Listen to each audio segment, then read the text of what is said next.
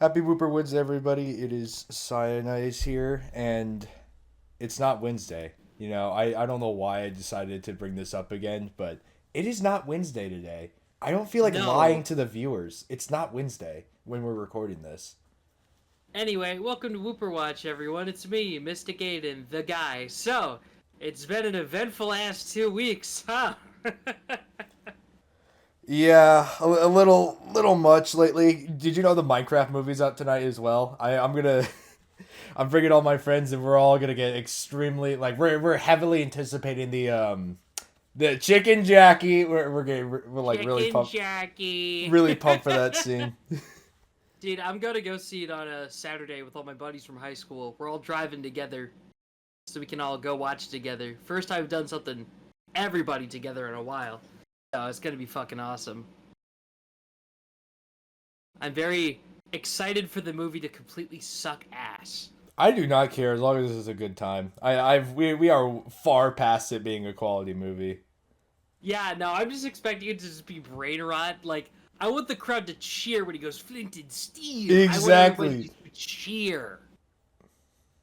Like, This is the mind I yearned for as a kid. dude, Steve's hot lava chicken. Oh my god, I just can't specifically wait, just to watch the movie and just see the thing, and it's gonna be funny. It feels like everybody going. Remember how with the first Sonic movie, everyone went into it expecting it to be bad. It's kind of like that, but we're expecting it to actually be funny, not just suck ass. You know Yeah. what I mean?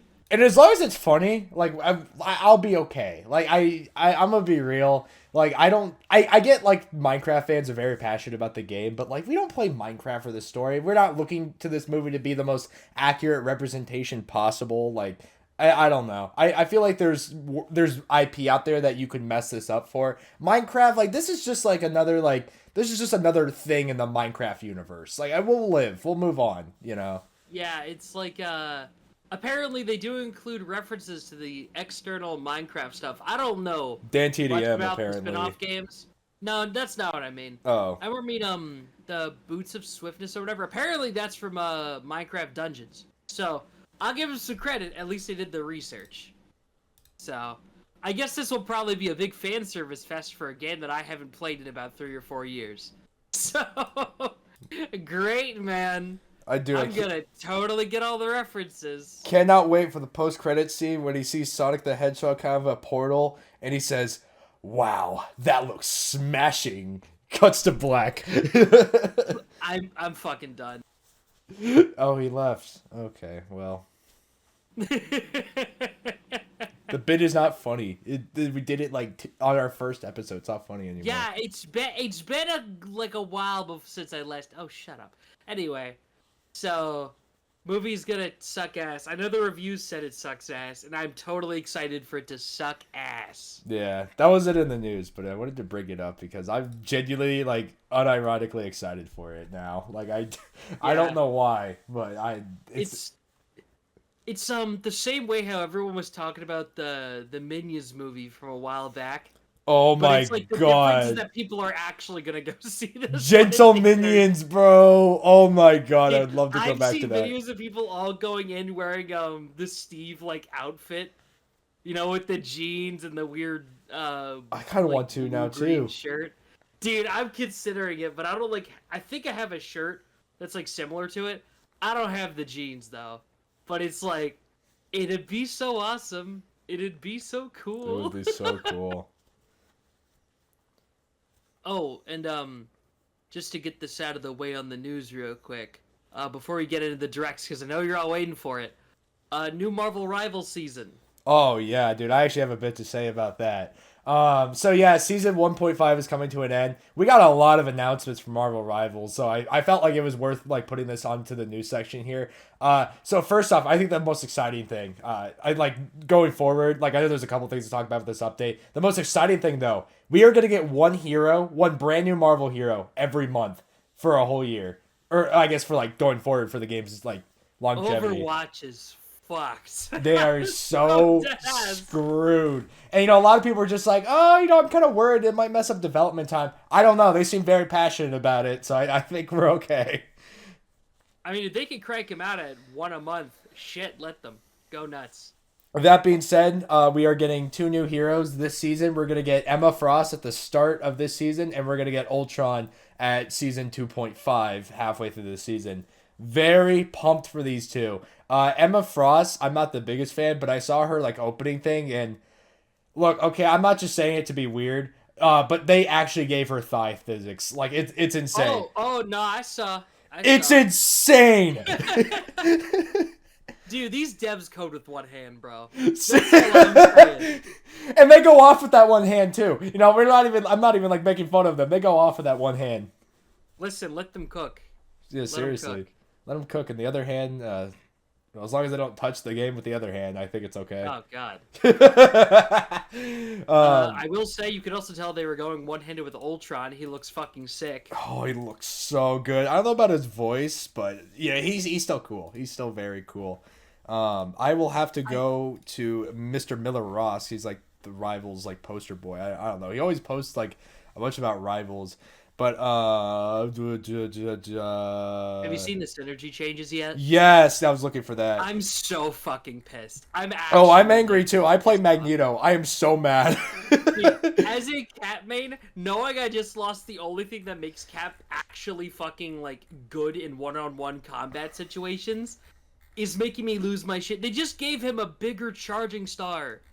And it's yeah, man. I actually don't know why they're removing team-ups. I didn't think we would do something like that. I think it's because they wanted to shift around who got what. But no, it's also damn, There's these are whole gameplay mechanics, dog. No, right. There's shifting around, and then there's removing team ups. That's where I'm like, what? Like, by the way, the changes specifically, I have them pulled up here. Metallic Chaos got Metallic Chaos and Volcanic Union, so that's Captain America and Thor, as well as. Oh, wait, does that apply to Storm as well? That does apply to Storm. Oh, Storm. Okay, so that's why they fucking took it out to nerf the shit out of Storm. But seriously, it's like, fuck you. Why did I eat shit during this? I'm a fucking low tier. It's Magneto. What did I do to deserve this? Magneto and Scarlet got removed, and then Cap, Storm, and Thor got removed. Interestingly enough, some team ups are getting shifted around. Psylocke got removed from Dimensional Shortcut. This is the only one where I think is actually deserved. Bucky got removed from Ammo Overload. Yeah, that's deserved. I don't know if you've been playing ranked, but Bucky is a menace. He is actually a menace. Apparently cracked. He's very cracked. A good Bucky can terrorize the whole game. Namor got removed from Shilling Charisma with Jeff and Luna Snow, but interestingly enough, he got put into the Gamma Charge. They took out Doctor Strange from Gamma Charge with Iron Man and Hulk, and they replaced him with Namor, apparently. So we're going to see some Gamma-powered squids really running around. Yeah, I don't know how that's going to work.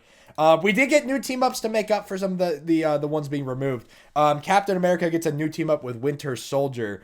It's so mid, dude.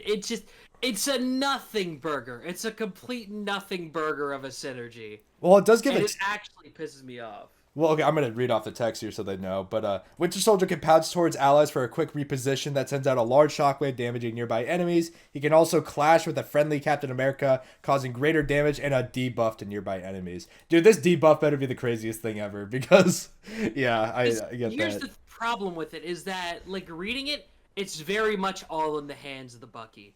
That's the problem. It's all in the Bucky. It really gives nothing to Cap. I know it's because Cap, I think, is the source for the team-up, and Bucky is the one who benefits or whatever.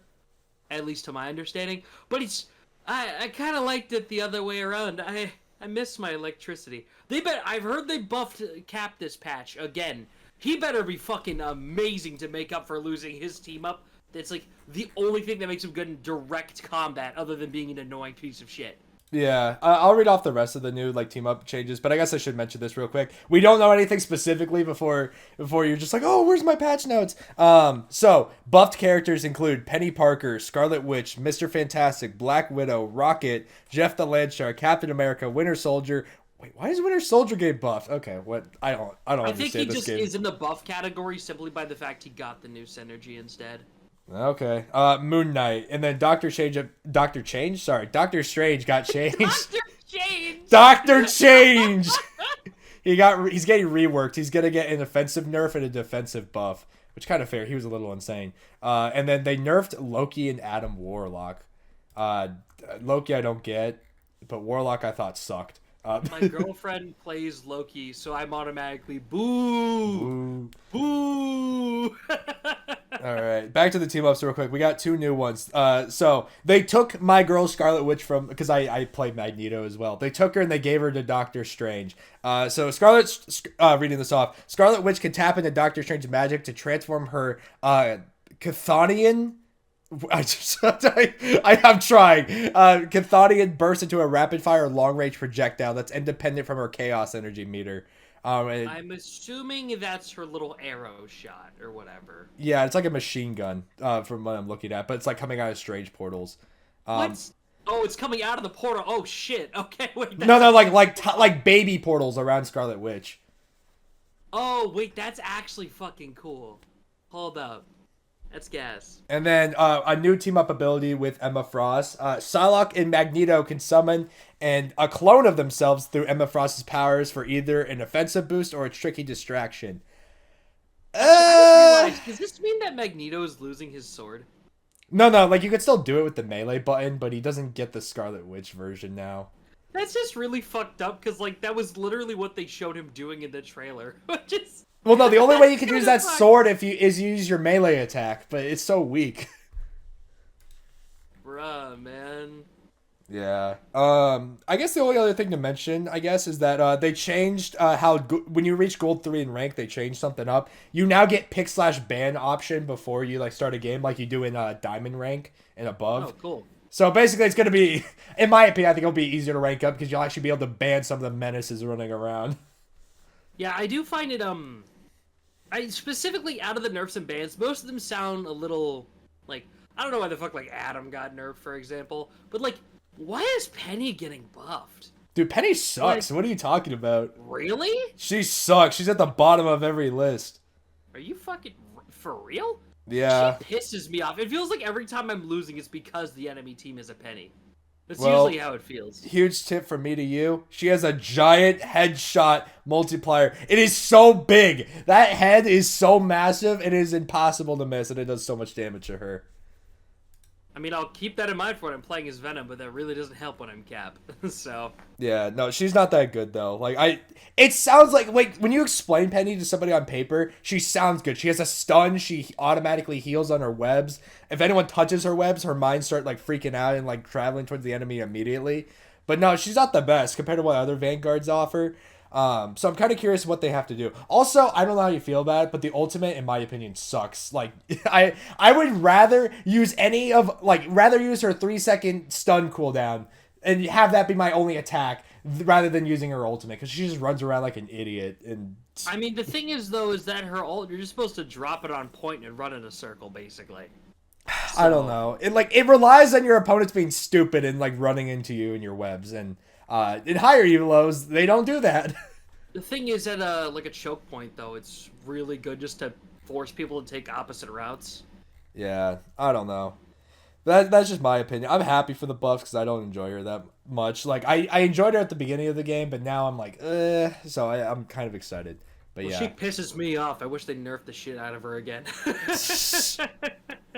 Dude, she's not, like, if you see a web, just don't touch it. Alright? I just explained how to avoid Penny for you. If you see a web, do not touch it. I don't play characters that fly. And it's kind of hard to do that when I'm playing. You don't need to fly, just don't touch the web. That's harder than it sounds. It's very easy. Use your eyeballs. Oh my god. I'm a Grandmaster, alright? This isn't coming out of my ass for no reason. Also, actually, there is something I do just want to add to this. I find it weird that Ultron and Emma Frost are the same season. But because specifically the stage is the island of Krakoa, which is like where the X-Men are nowadays. Yeah. I don't know, I wouldn't expect Ultron to be the villain they decide to put on Krakoa, but I guess that's just how development lined up. I guess he's racist against mutants now for some reason. You know what? Sure. Let's go Also, for it. I just want to say, you saw the new Cap skin in the trailer, right? I think so. There were so He's many like new tripped out of skins. his fucking mind. There were so many new skins in that trailer. I might have missed. I was like Oh, watching it as I was going to work. dude, I'm probably using my skin token on Gladiator Captain America, but once I get this skin, I'm That never looks taking like it off. Homelander. Oh my god, you're right!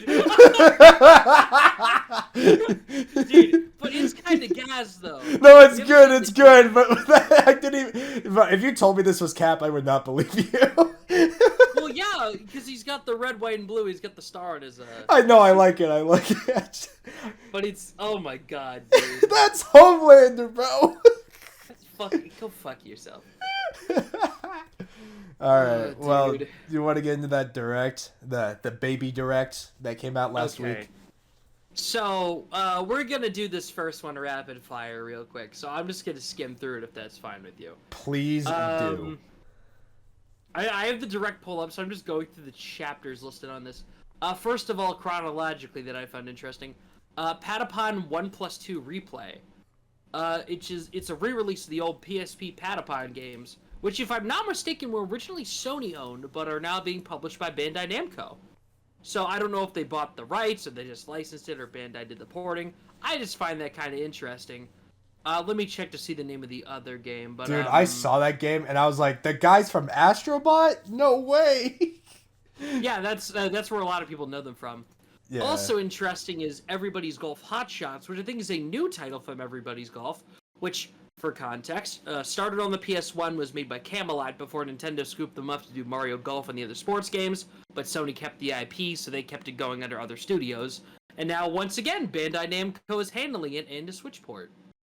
So, I just find that interesting. Alright. Metroid Prime 4 Beyond footage, including Samus's telepathy. Me personally, I think it's cool to see gameplay of this. I don't think I'm picking up the game. Doesn't really look like my thing, but it's neat. Yeah, I mean, not much to say. It looks good. Actually, you know what? I want to get into this because, like, there's so much to talk about with this Switch 2 Direct. I don't think there's going to be a time to talk about this. Have you seen the box art for Metroid Prime 4 Beyond, out of curiosity? I've seen it. It looks interesting. Yeah, I think it looks pretty good. Look, okay, I know we're going to get to the Switch 2 Direct in a moment, but I'm going to send you this image. What the hell happened? Oh, God, that is a clusterfuck.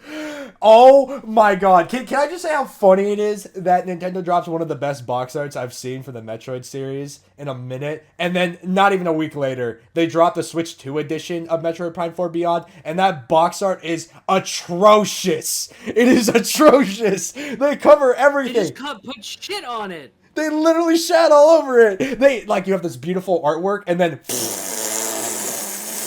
That's what happened. That's what Nintendo did. It was actually insane. They put a giant red bar at the top, and you'd think, oh, what's in this red bar? Absolutely nothing. You have the Nintendo Switch 2 logo in the middle just chilling there with all this free space. What did it need this free space for? I don't know, but apparently having it in the corner there was a little too much, so I guess it needs all this room now. And then not only that, we have all this bottom text at the bottom explaining how, yes, this is a Switch 1 game. It works on the Switch 2, I guess, blah, blah, blah. You couldn't have put this on the back of the box art somehow? Was that too much to ask for? And then a random QR code at the bottom right? What is that for? I don't know. I'm assuming that just takes you to the link that's literally right there. Probably. Yeah, anyway, I'm very passionate about it. I'm actually working on a video right now. No, but it's crazy, because why did we need this giant red bar on the top of the thing? Okay, like I'll defend it real quick. Okay. I do think it's very reminiscent of the Wii U box, which I thought those were good because it was the one color on the outside, then there's a similarly colored banner at the top. The problem is that they didn't spell it out as the full Nintendo Switch 2 with the 2 on the end. They did the tiny version of the logo, which looks like shit. If they literally just did the same exact box and they spread out the Nintendo Switch logo across the top, it would have been fucking awesome. Someone made a fan edit of that and it looked infinitely better. So don't worry, we're ahead of you there. No, but also it's like, in my opinion, I think it's unnecessary because the gray part got replaced. It was gray, like the plastic part on the ends there. It was gray initially, but now it's red. Like, I feel like that's already enough, I think. Maybe? No. I've seen people dumber than that. The reason that the 3DS box had the side that said Nintendo DS switched around to the other side to be 3DS was because casual consumers are not that smart. Alright, okay, anything you can take to distinguish similar consoles, you should be. So, I'm gonna say that the red box I think it looks fire. But I'm just saying it was needed. Yeah, you need to fill up that red bar though. That is atrocious. That you should not be Look, if you're gonna have a box art that takes away from all the artwork, like you gotta fill that space up, and then get rid of the freaking text at the bottom, dude. Like that is. I get it. You have to clarify for consumers, but come on, like this box art's making me want to go buy Metroid Prime 4 on the first Switch just because of how atrocious I feel like it looks. a lot of people are gonna do that. Seriously. No, yeah, that's my thoughts on Metroid Prime 4 Beyond. I literally have nothing to add. I just think the game looks good. I just have one more thing to add. Aside from, wow, the game looks great. That suit they showed at the end of the first trailer for it, in the smaller direct, the red and black, that looks fire as fuck. I'll just say, that suit goes crazy. Oh, it looks great. But yeah, that's it for this. Skipping ahead. Thanks for allowing me to go on my tangent. I didn't think, because we were probably going to complain about other things, so I wanted to get this off my chest. Yeah, but just to hit this real quick, the Gradius Origins collection, I'm not one for Gradius. I just think it's pretty cool that this is the second time that Konami has just put a whole new game in a retro style, in a retro collection. They just made a whole new game for it. That's pretty sick. I think it's always cool to have a collection on Switch and have like a bunch of old titles being brought back to the modern era. That's always cool. That's neat. I just think it's specifically cool that they put like a whole new game in it. That's pretty sick. Mm-hmm. New Pokemon Legends ZA trailer. It's funny that now that we know what ZA stands for, it's a ranking system from Z to A. That's a little underwhelming. I swear to God, if there's nothing else, and it's just, Zygarde, and there's nothing else for the A. Yeah. I do think we're going to get something for that. I just think that's a really funny way to title a video game. Yeah. I don't know if you'll disagree with me with this, but I really wish we would have gotten a new Mega at this point. Like, No, I completely agree. The just fact that they haven't one! shown off a single new Mega, when Just we basically... one! It's very much an open secret that there will be new Megas. What specifically they are, Lord who knows. But it's an open secret that we all know there will be new Mega Pokemon. Dude, speaking of which, and I won't go into it, obviously. I know you don't want to be spoiled. I know they leaked, don't even Centro dropped like over 20 of them. And I'm like, what? Insane. I saw a screenshot or whatever. I saw one that I was really looking forward to. I didn't see like what it looked like. I don't think that's... We don't have any images yet. Turn it off! We don't have any images, so don't worry. As far as I'm aware. Instagram! What happened to Instagram? Oh, it just showed up on my Reels tab. As you were talking about it? No. When I saw the image. Okay. Yeah. Now for the second biggest bombshell of the Direct, Rhythm Heaven Groove. First new game in the Rhythm Heaven series in like 10 years. And if you discount Mega Mix, since that was sort of a collection of previous minigames, the first fully original Rhythm Heaven game since the fucking Wii. Like, that's cool. A little weird that I think it's coming in 2026, though. Yeah. I guess that means one support's gonna be for a while then. I was telling people this, and like keep in mind that like this was my thoughts before the Switch 2 Direct dropped. But the reason I didn't like this Direct that much was because half the things they announced were 2026. I thought we were gonna get like, now we know with hindsight that the Switch 2 is dropping in 2 months. But without hindsight, I was like, dude, what are we gonna play for the next couple months until the Switch 2 drops? I was like, we have no games to play. Now I know why, but it's a little weird announcing all these 2026 games. The reason that this Direct existed, it was basically hey, we have a couple Switch games left in the pipeline, so we're going to be supporting the console for a while. Here, take a look, because we're kind of have to show them off now and not later. That's why this Direct even exists. And I feel like a lot of people went in with slightly too high expectations. Like, I was always expecting there were going to be a couple games on here, but most of them were going to be far-out releases. Because I was like, either they're going to show everything that comes out within 2 months, which is absolutely absurd. They would not do that. Or it's going to be like far out releases throughout the year, or like with loose release dates. So, I'll talk about my opinion at the end, but that's kind of what this is. It's just, new Rhythm Heaven game, that's fucking awesome. Not a big Rhythm Heaven guy, but I'm happy for the people who are. Yeah, pretty much same thoughts, yeah. And now we have something that makes more sense in hindsight, the virtual game card system, where you can take your digital games, turn them into a virtual game card, and link them with your friends so they can borrow your games. Do we want to get this out of the way because this is kind of frustrating me a lot with what I know what you're about to talk about, but let's stay on topic. Okay, all right. We can rant when we get to the Switch 2 Direct. We're just trying to fast forward. All right. But yeah, you can, if you link up with somebody IRL first, then you could send each other games over the internet. That's kind of cool. I know that we had the account login thing on the Switch previously, and it didn't allow you to do stuff like multiple save files, for example, on one Switch. There were some limits to it. This is a different way of limiting it, but I actually kind of fuck with it, because it basically just works like a Steam family, but without a way to circumvent having to be on the same IP address first.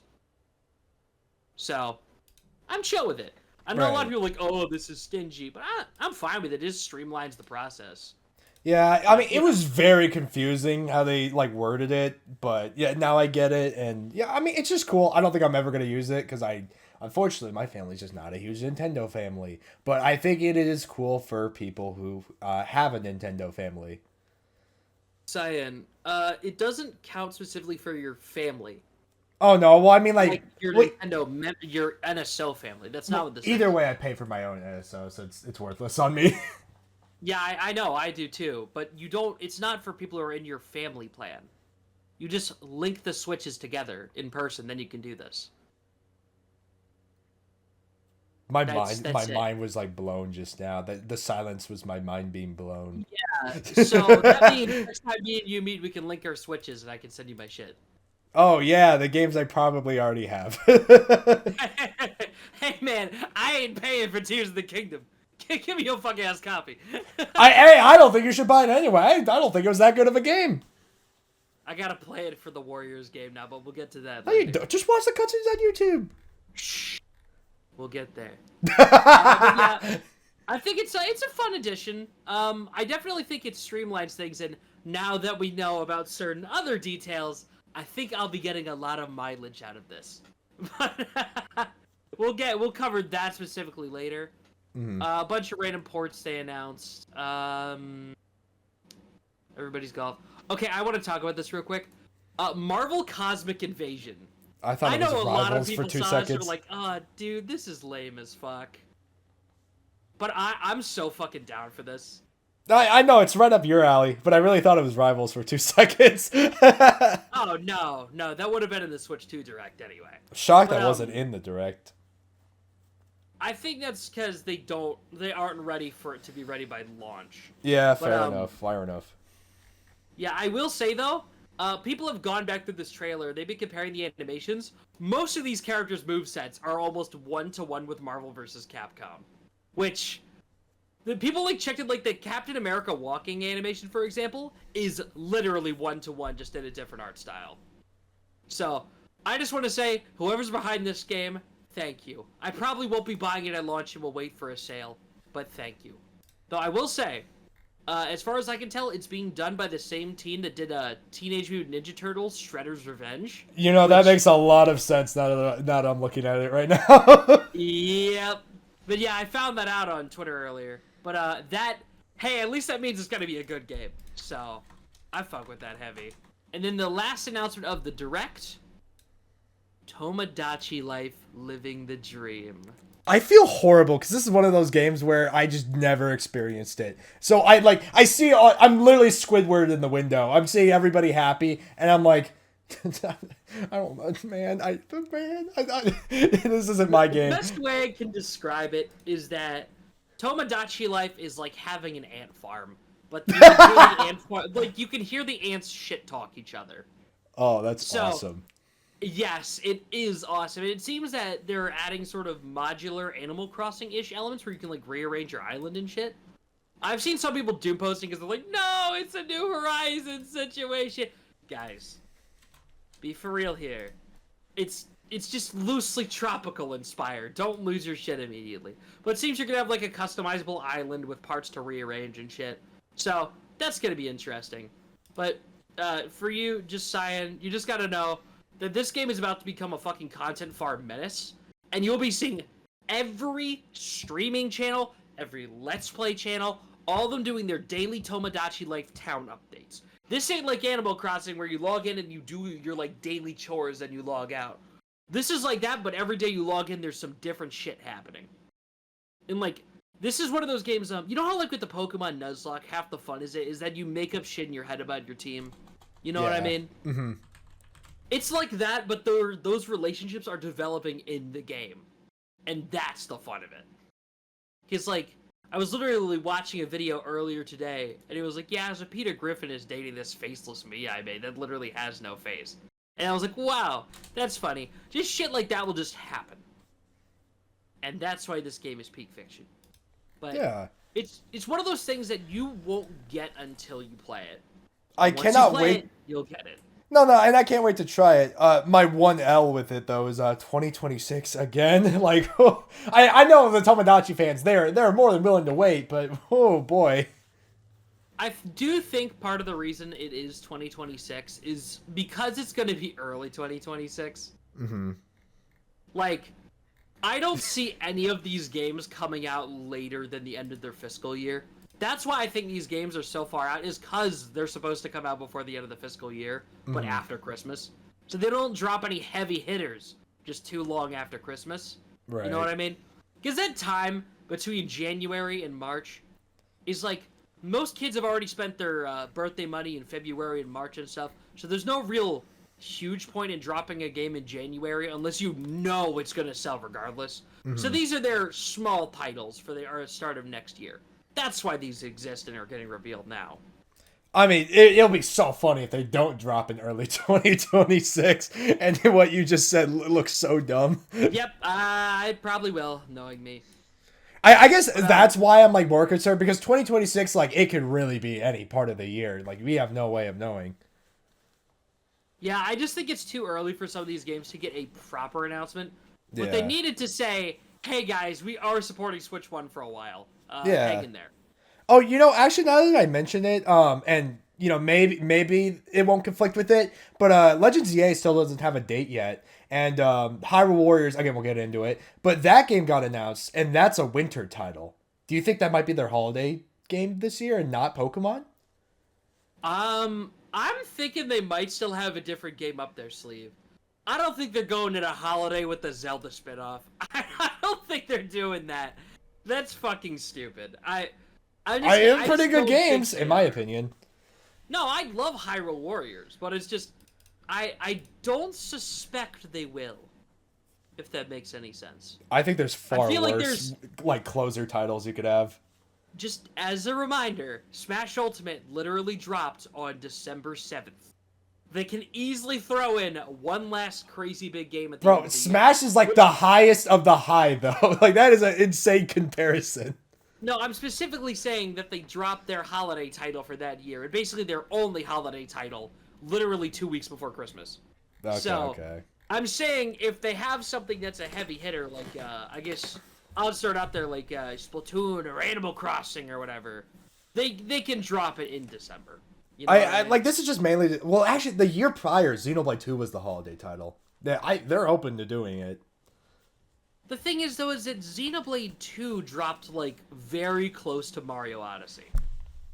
Like, it was a less than a month difference, if I'm not mistaken. 2 weeks after Odyssey dropped, I think. Yeah, Xenoblade 2 is not their holiday title. But it came out in the winter.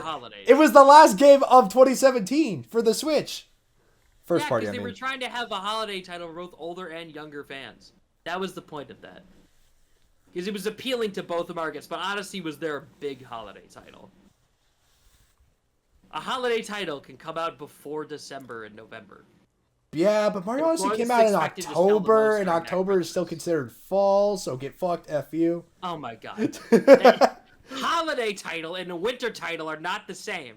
Okay, but Xenoblade came out in November, that's considered holiday. October is still the fall. God. Okay, whatever. The last thing of this direct, the Nintendo Today mobile app. Have you used it at all? Or I downloaded it. I think it's neat. I don't see myself ever opening it up again. I open it occasionally because I set my theme to be random. So today it's Animal Crossing with Celeste watching a star. That's cute. That's kind of cute, actually. And apparently they are dropping like new screenshots on it. But the thing is, everybody's just screenshotting the app and posting everything on Twitter. So it's like, I don't even need to open open the app to see all the new stuff. It's like, everyone was like, "Ooh, this is Nintendo's replacement of Twitter," but like, I still use Twitter too much to do that. So I mean, Yeah, I think it's a fun concept for an app, and I think they are going to support this for a while. But it's also like a case of like, I don't see myself using it frequently outside of wake up, and I also put the calendar as a widget on my phone. You know when you slide left on an iPhone, it's like the blank tab for widgets. Mhm. I just put it there, so in case there's anything of note, I can just check that. Right. And I think it's a cute little thing to check my calendar, but that's that's it, I guess. Now, they also randomly announced the Zelda movie release date on that before the Direct. So, yeah, man, whatever. Whatever, I guess. And then they posted on Twitter like 5 hours later, like, "Hey, we just dropped that on the mobile app. You guys see that shit? You guys see that? You guys see that? They're like itching us. Nudge. It's like, you guys see that? They're like, You see that? You see that? Hey guys, look, we introduced the C button on the app. Did you see that? Did you see that? You see that? You see, like, okay, I know they're being coy because they want us to check the app, but it's also like, be fucking for real, guys. I gave it a shot, but actually, funnily enough, when I downloaded the app, I actually removed Nintendo Music because I'd stopped using that. I tried, and I've been holding out for Xenoblade, and they refused to give me Xenoblade Music, so I gave up. Nintendo Music is taking too fucking long to add songs. 'Cause Way what do you too mean they long. dropped half of the Kirby and the Forgotten Land soundtrack? Yeah, They dropped what does that half mean? of it on there, and they said that way. They said half of it later this year. Like what? Like, okay, you don't drop half. Like, that's something you do for a preview album. This game's been out for 2 years! Like what? Oh my lord. I think a part of me is doing it specifically because, we now know there's a DLC coming for it, but... Oh my god. Oh, you know what? In Okay. hindsight, that kind of does make sense. Yeah, it's... I guess they're saving some of the spoiler tracks so people can get their hands on the DLC first, then they drop the full thing. But, you know. Okay. So, are you ready to start talking about the Big Switch 2 Direct? Oh my god, dude. I had 1 hour of sleep. By the way, I just want to talk about it real quick. I stood up all night for this presentation. I couldn't sleep. But then I actually fell asleep. I took an hour nap, and I woke up literally 2 minutes before the presentation started, and it was insane. I don't know if my reaction showed it, but I was freaking cooked. Needless to say, though, the Mario Kart World trailer, seeing that goddamn cow on a motorcycle woke me up. Hold up. Let me tell my story real quick. I was up like very late for like a myriad of reasons. So I went to bed at like 2 a.m. and I woke up at like 6 a.m. because I had class literally 30 minutes after the Direct ended. So I had to like get showered, get everything ready, like get my bag set up, and then bolt out the door. That's why my reaction ends so abruptly. After it's like, well, that was pretty good Direct. All right, hey everybody, I'm gonna rate it. I was trying to join your stream, and I was like, oh, it's over already? Yeah, no, because I literally had a class in 30 minutes that I have to go to because I need to salvage my grade in that class. So it's like, I didn't have any time to wait after it. But, so I was like up super early to get everything ready, then get everything ready for the stream, then get out the door. No time for breaks that entire day. But, yeah, Mario Kart World. Holy shit, this game, dude. By the way, we'll get to the price in a moment, because I know that's on everybody's minds. We're gonna save the price discussion for... Let's save that for after this. Because that was a post-Direct thing. Yeah. Let's focus on the Direct itself. The Direct, like, in the confines of this whole Direct, I think everything was amazing, including Mario Kart World. Oh my lord. You can grind now. You can grind on grind rails. You can wall jump and stuff. The way I nearly shit myself when I saw them do a wall jump, I was like, holy fuck. 3D Mario movement in your goddamn car. That's crazy. Dude. Oh my god. I am so excited. Specifically, that track is the Donkey Kong track based off the old arcade game. And it's like, oh, this game is gonna be good. That was like the moment that super sold me on the game. But like, oh my god, Donkey Kong Spaceport. And not to mention, they played Toad's Factory during the trailer! I heard the music and that caught me off guard. I was like, ah, those sneaky bastards. It's like, they're teasing us! This is the same shit they did with Coconut Ball. It's the same fucking shit. Oh my god. They're edging us. Okay, I wouldn't go that far. But then, interestingly enough, they announced that there's going to be an open world mode. It's Mario GTA, guys. Finally got it. Can't wait to play that. I don't know how that's going to work and what the extent of that is going to be. We're going to find out more information about this game in its own direct, apparently. But yeah, it's looking pretty ambitious. A little too ambitious, but we'll get into that in a moment. I don't know if you have anything else to add other than the weird roster of characters that have been announced so far. Hold on, I just want to say this real quick. So if I'm not mistaken, I'm pretty sure they actually did some gameplay of At the Treehouse, game yeah. on Treehouse. And I don't know if they did a Grand Prix or whatever, but somebody was paying attention to it, and it seems you have to drive between locations during the Grand Prix. That's fucking cool as shit. At least it seems like for the story mode or whatever it is, you're most likely gonna be driving from place to place, and like, that's kinda cool. And during the track list as well, Crown City was listed twice. On 2 different Grand Prix, one at daytime and one at nighttime. So apparently they're taking the Mario Kart Tour route, and it's most likely there's more cups in this game we haven't seen yet. So like, different tracks are gonna have like different variations of them. So if there's less tracks overall, there's gonna be different versions using the same location that I assume in the open world mode you'll be able to see more of. Like, hello? That's cool. Because I will say, that was my favorite part about Mario Kart Tour, the fact that they took these older tracks, and they just did a bunch of different variations of them. That was fun. So I'm glad that's making its way to the main games as well. I'm glad they're utilizing Tour in a unique way like that. Also, like, I know it's an unrelated Mario game, but I'm glad they're taking the Sluggers thing with the stages and whatnot. I like that the daytime, nighttime feature in Sluggers a lot. It's cool having it in Mario Kart too. Yeah, and I love the fact that all the stages are connected too. So it's like, that's just such a fun gimmick that like kinda did in Mario Kart Double Dash. Like where some stages will be alluded to be like next to each other, like But now it's like actually Monolith definitely worked on this game. I'm checking into that. Monolith definitely helped with this game. There's no fucking way. But yeah, it's so friggin' cool, dude. It is so And apparently cool. On the track list there seems to be Mario Kart like the SNES Mario circuits, but somebody was checking a press release and it might be all the Mario circuits together in one track, which is oh lord. Like, I guess that's the only way you can make the old tracks interesting again, huh? Sure, why not? Like, why the heck not? I mean, it's 24 racers, so I guess that makes sense. Mm-hmm. And But, then overall, oh, I was gonna say real quick, this is like so freaking unrelated. Like, it's not even Nintendo related, but I needed to put this in because we wouldn't have talked about it otherwise, and I know you're into it. Dude, I checked Twitter.com. Look at this. Dan to Dan Season 2 this July, bro. huge. I know, so huge. Sorry, everybody. I know everybody's here for Nintendo, but Okay, I like back Dan to Dan. Mario Kart. Yeah, back to Mario Kart. Sorry, I needed to talk about it. I know you mentioned the roster earlier, and it's so funny to me that everyone actually went into a full-on panic mode during it after the trailer. Everyone was going back through it because they realized Dry Bones wasn't in the trailer, But and people were straight up. He's in the game. Everyone but he's a went to the, fish. No. He's in the game. Oh, he is? He's at the demo at the Nintendo Switch 2 events happening. Oh, and cool. He was in the treehouse. He's in the game. They just didn't show him in the trailer. But there's also a dry bone fish. Version did. Dude, it's so funny. They made a condor playable. They made a literally fucking snowman. Bonefishes.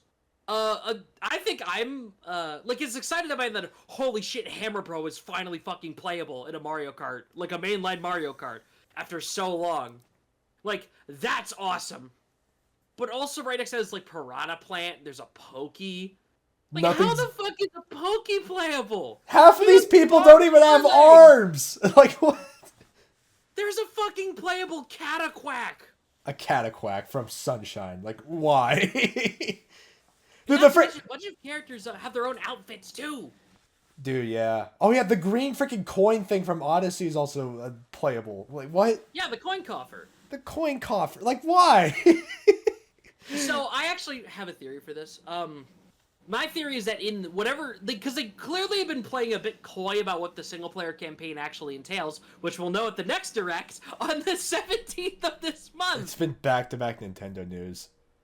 Dude, I'm so down for it, though. Because they basically have to do this game's entire marketing season in 2 months. Mm-hmm. So, Fair enough, exactly pop off. surprised. But, I think my theory is that during the main campaign, you're going to have to face off against the actual Mario characters individually. So how do you fill out 24-player races without filling in the regular Mario characters in there? My theory is that's why we have all these alternate colors. So we'll likely see alternate Yoshi colors soon as well. And they're just going to fill up the 24 slots with regular Mario enemies instead of the characters until you beat them in the story mode. Mm-hmm. Or you play as them or whatever, first of all. That's why I think there's so many. If you have an HD model, you can be playable in this game. That's, I think, their mantra going into this. Like, they made the fucking sidestepper crabs playable. That's all I need to know. Yeah.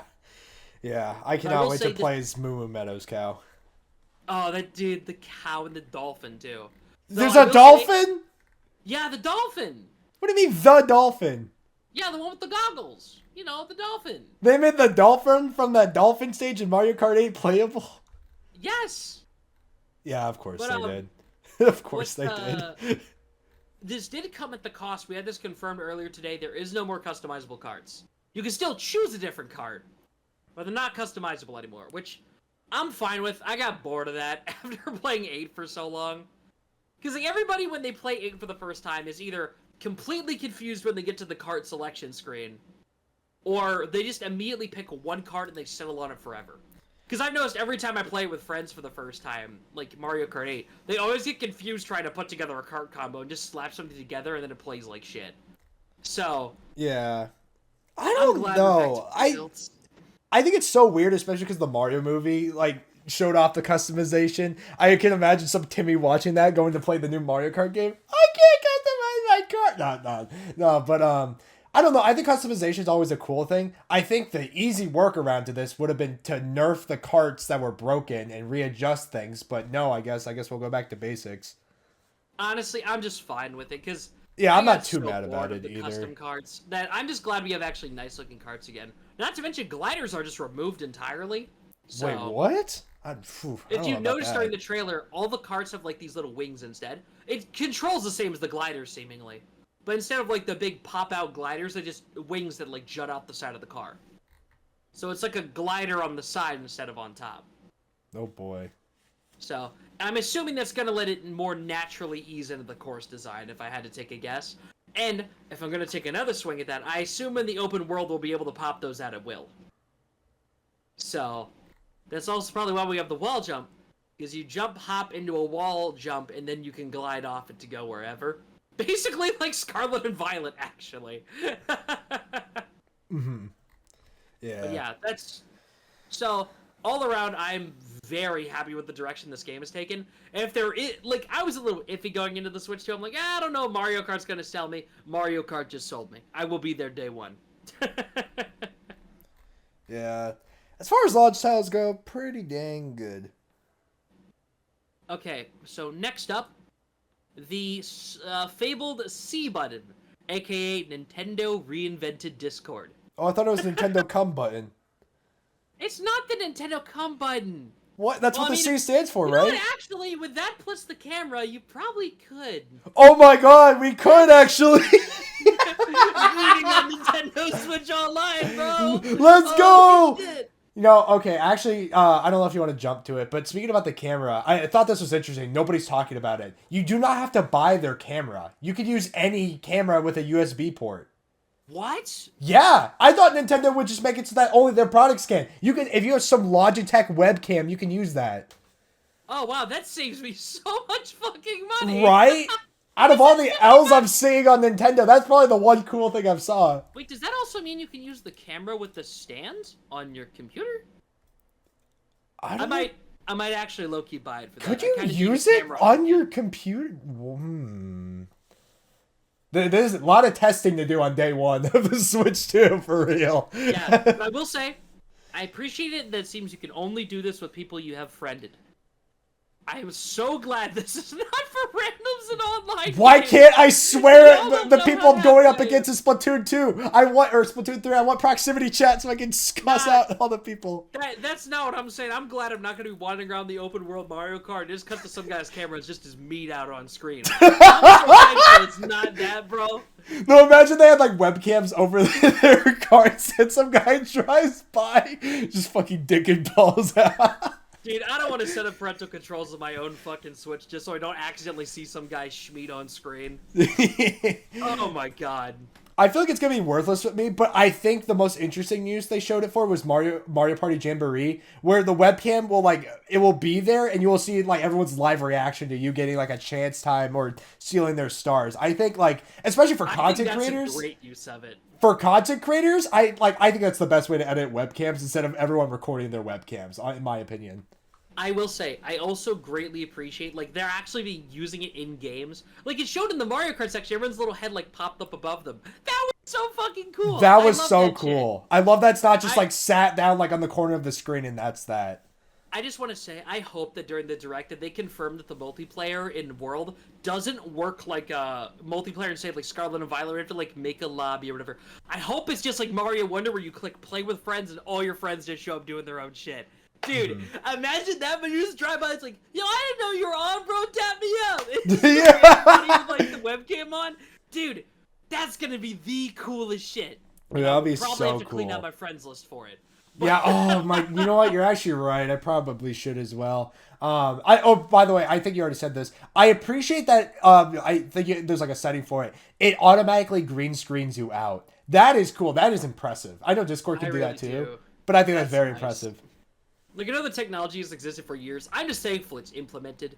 Because I'm pretty sure, I assume if you actually use a green screen behind you, it'll probably work even better. Yeah. I think it's just it's amazing because it's Nintendo. And I guess I'm skipping a little bit as well. But the fact that they let you choose between the resolution types from 720 all the way up to 4K. The fact that they just let you choose that, it's not locked anymore. That doesn't feel like Nintendo, And it's just crazy they're giving us these options through the form of webcam, straight up Discord on the Switch now. I just think it's cool. I think it's so cool.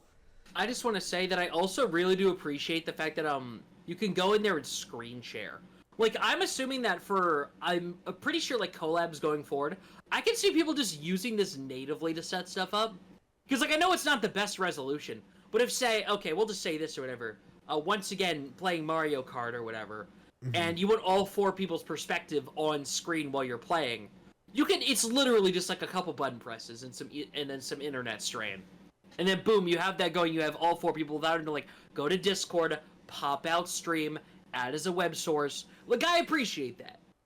Bare minimum, I appreciate the fuck out of that. Right. So, I think there's definitely uses for this, even for content creators, because you notice how they pull up the menu, it's got the game in that mini screen and everybody lined up across the bottom? It'd be really easy to just add that as two different video sources and just crop around it. You know what I mean? I think it saves the work on content creators. I think I'm gonna use this feature.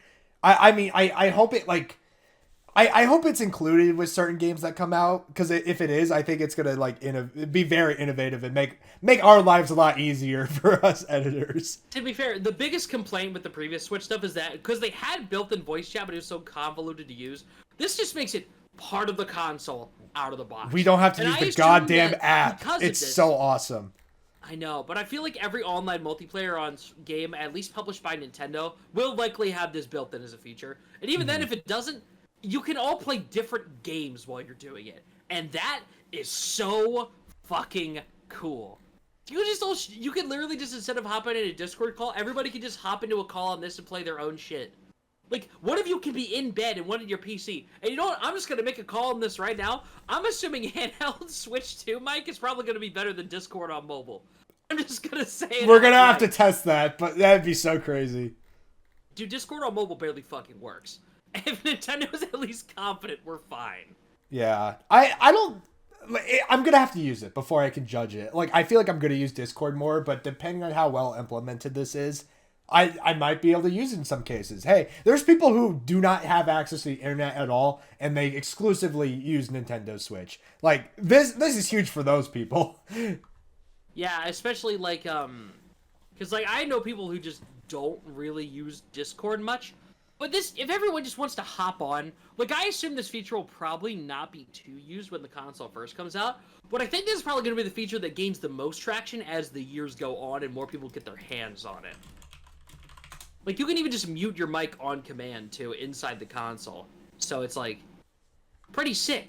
I appreciate the shit out of that. Mm-hmm. Now that we know you can use any webcam, my God. Now nobody has an excuse not to, you know what I mean? Right. Unless you have an excuse not to, which fair enough, but fair enough.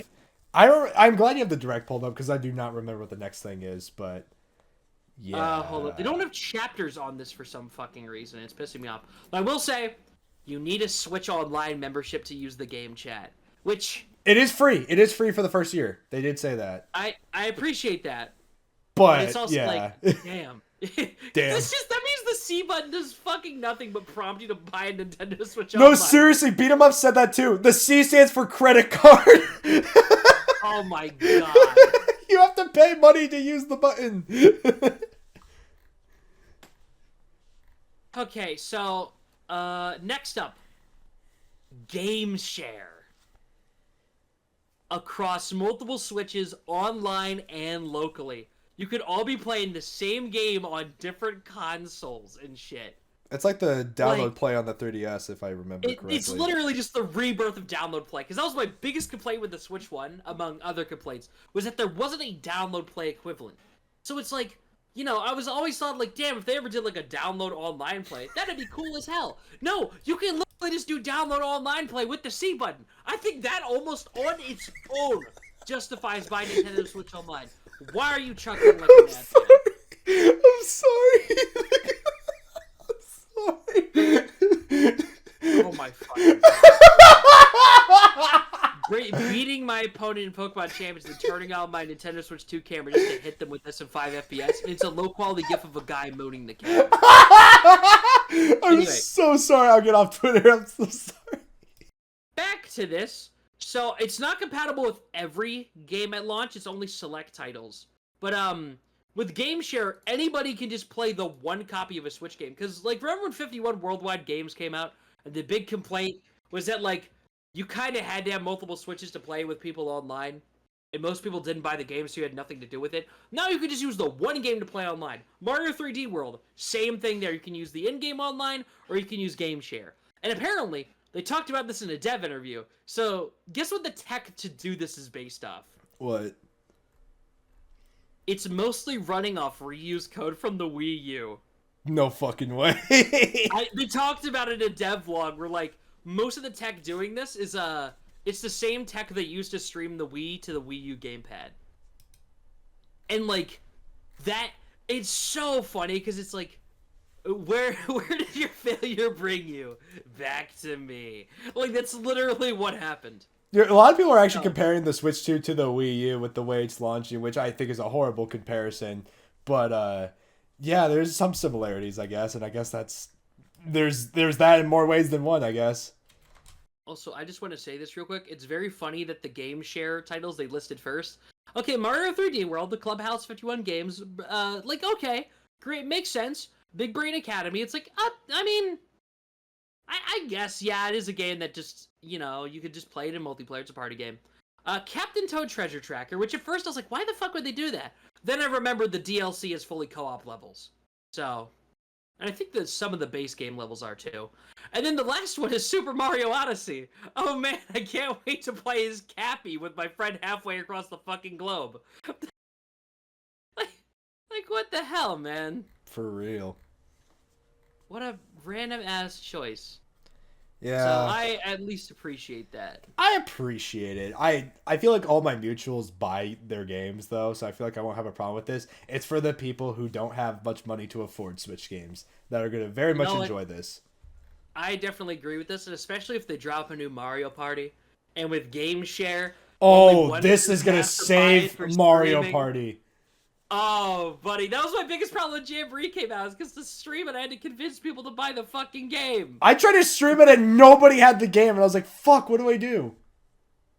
Yeah, so this just solves so many problems with this as long as you guys have decent internet connections. Which, by the way, if I'm not mistaken, the dock does come with a built-in Ethernet port. You fucks have no excuses. No excuse.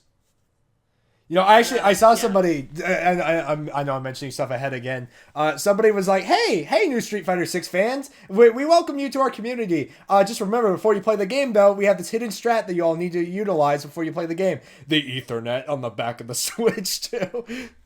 Smash players being forced to buy Ethernet. Oh, no! Oh, no, my games actually run well. Oh, no. Oh, no, they can't complain anymore. But, the next part of the direct was just very quickly. It was like stats and stuff.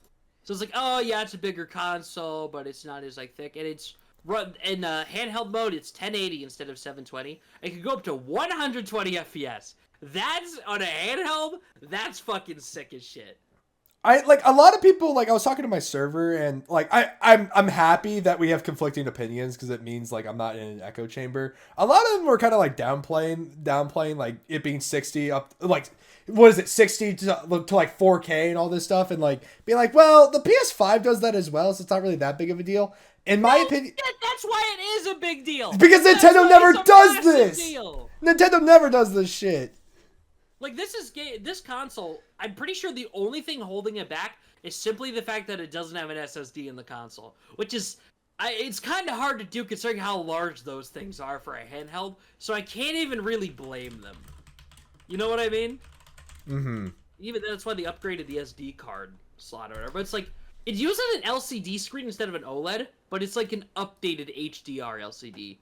And they also talked about this in the blog post. It was apparently to keep the price of the consoles down as much as they could. Which, fair enough, clearly didn't work, but I guess we're getting an OLED model in 2 years. So if you guys are holding out on buying a Switch 2, well, I mean, you can always hold out for the upgrade. Yeah. I don't know. I think like I guess we're trying to get into the price discussion already, but I think it's justified, the console itself being $450 after they showed off everything with it. I think that's fair. Considering, like, you know, it has been 7 years, the, you know, value of the yen has gone down and all that. Like, the value of every currency has really gone down. And it's a much more powerful console. I'm not surprised. Honestly, I was expecting the Switch 2 to be between $400 and $500. $450 is fine. The games... disgusting. We'll get to the games. But the console itself, I think a lot of people are like, oh, I hope the 3DS price cut happens. I'm like, okay, we don't need to go that far. I mean, I honestly, I think the reason that it's $450 at launch is because they want to keep, remember, they want to keep the Switch 1 circulating for at least a little bit longer. So, I'm assuming the reason they have it priced like this specifically is to dodge being like, oh, just for $50 less, you can just get a Switch OLED instead. You know what I mean? They want to have a big enough difference to differentiate the two price-wise. Mm-hmm. And, okay, I can at least see where they're coming from on that. But I think this is the exact middle ground where it's not too fucking expensive. Because it's still cheaper than a PlayStation 5. I'll at least give Nintendo that. It's cheaper than a PS5 and especially a PS5 Pro. So, that much I'll give them. Mm-hmm. Okay, but just real quick back to the hardware stuff. The Joy-Cons are magnets, we kind of already knew that. Yeah. But the mic is apparently, like, crazy good. Because it actually cuts out background noise.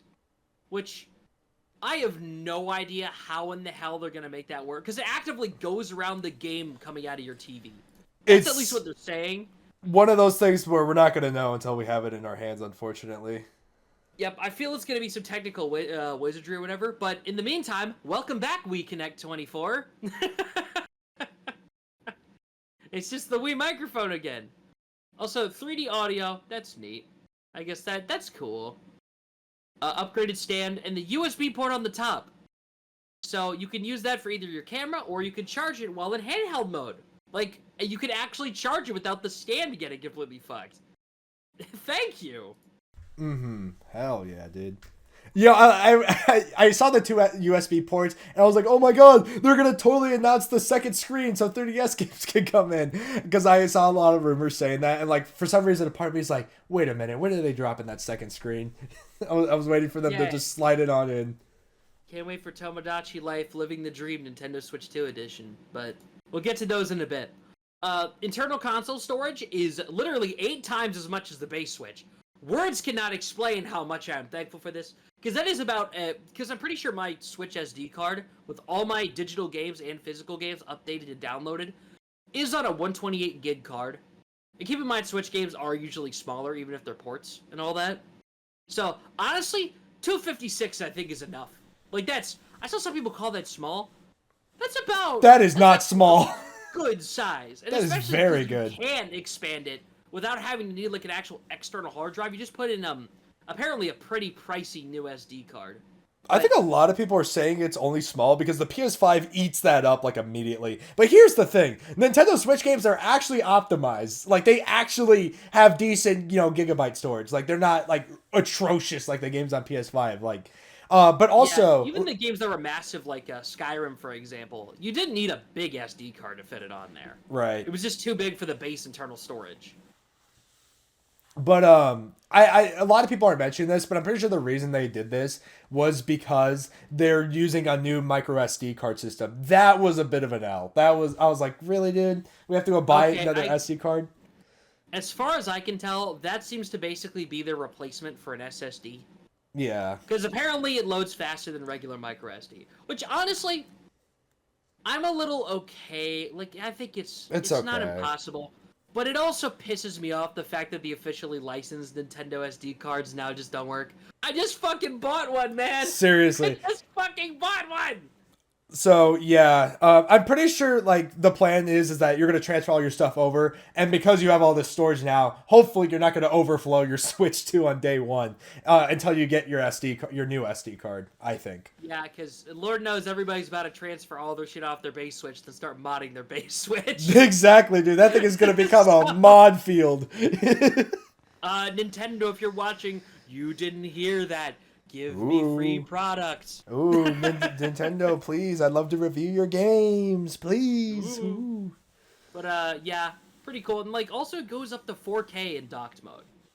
Which is, honestly, I feel like we were all, like, kind of expecting... We were expecting, like, some workaround. No, it's just straight up 4K. And also, the dock has a fan in it.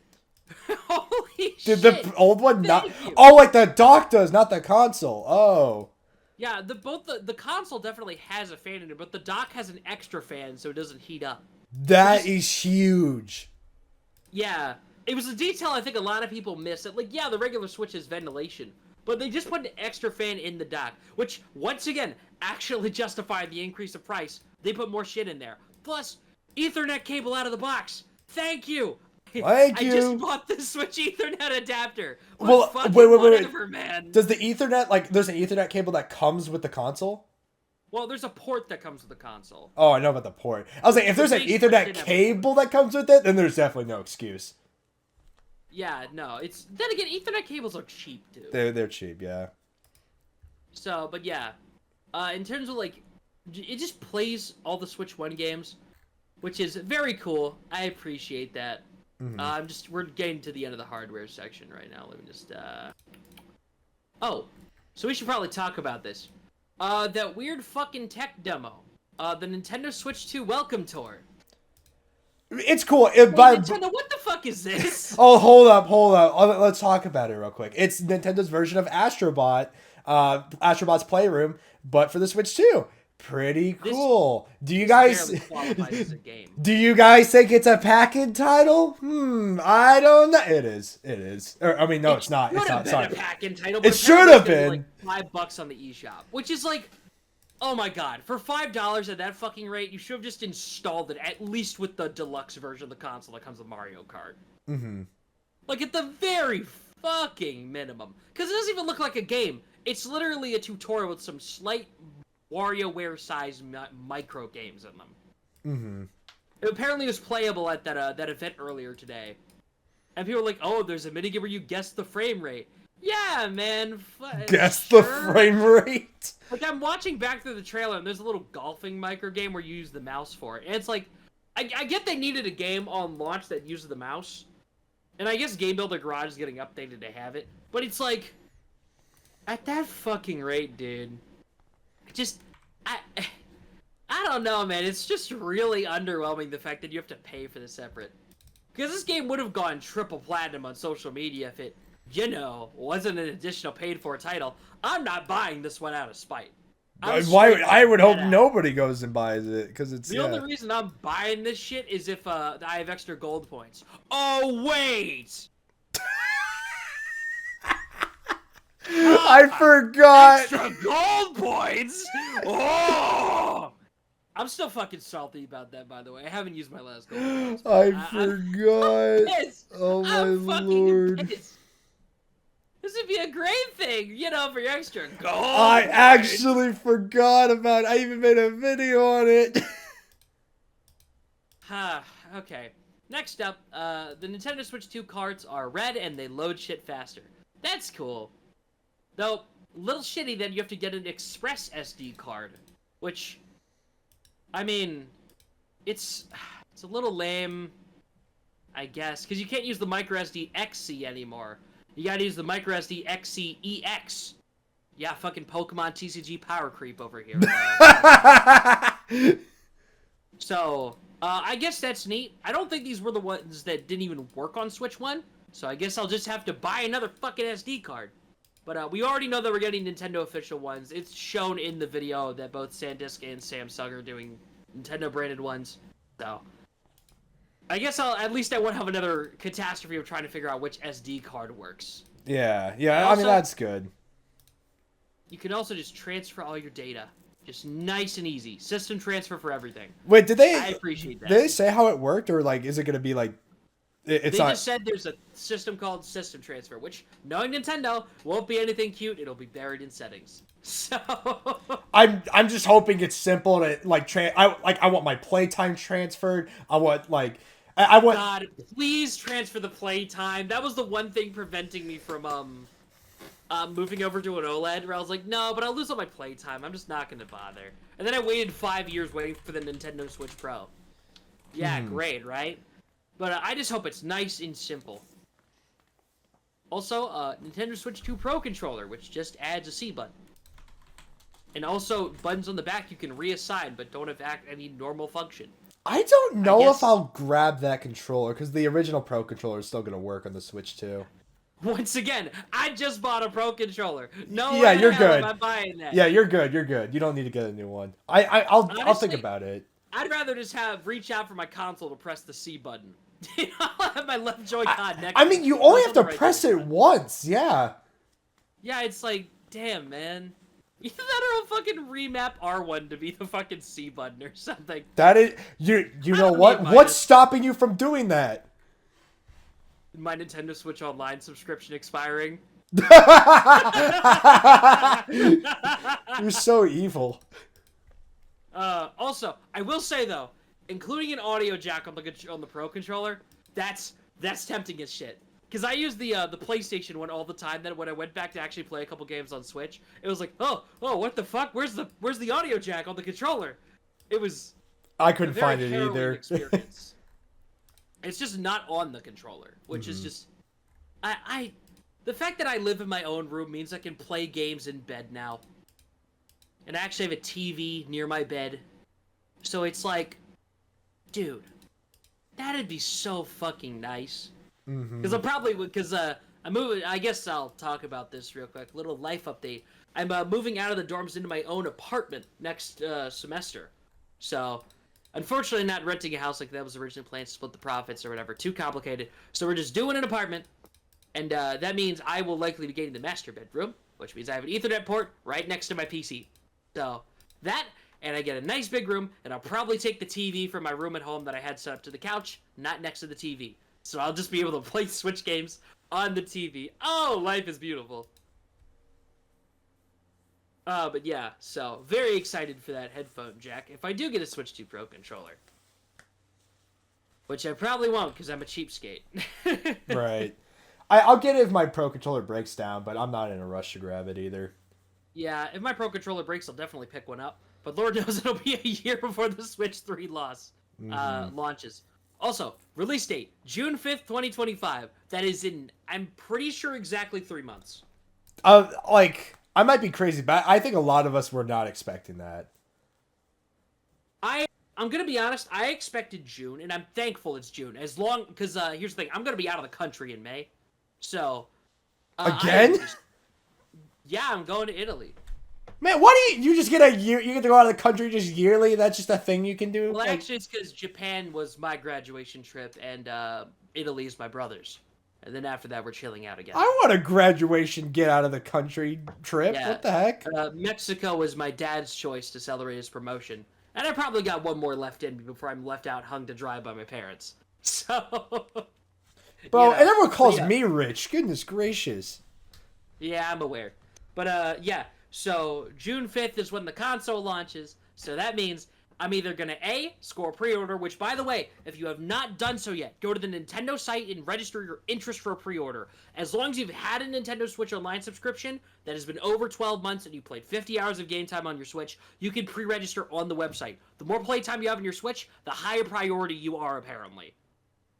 Have you done that yet, Cyan? I did do that. I don't think I'm going to buy it through that way, though. I have to think about it. Just to let you know, when that window comes up, you only have 72 hours before it gets given to another person. I know. I did register.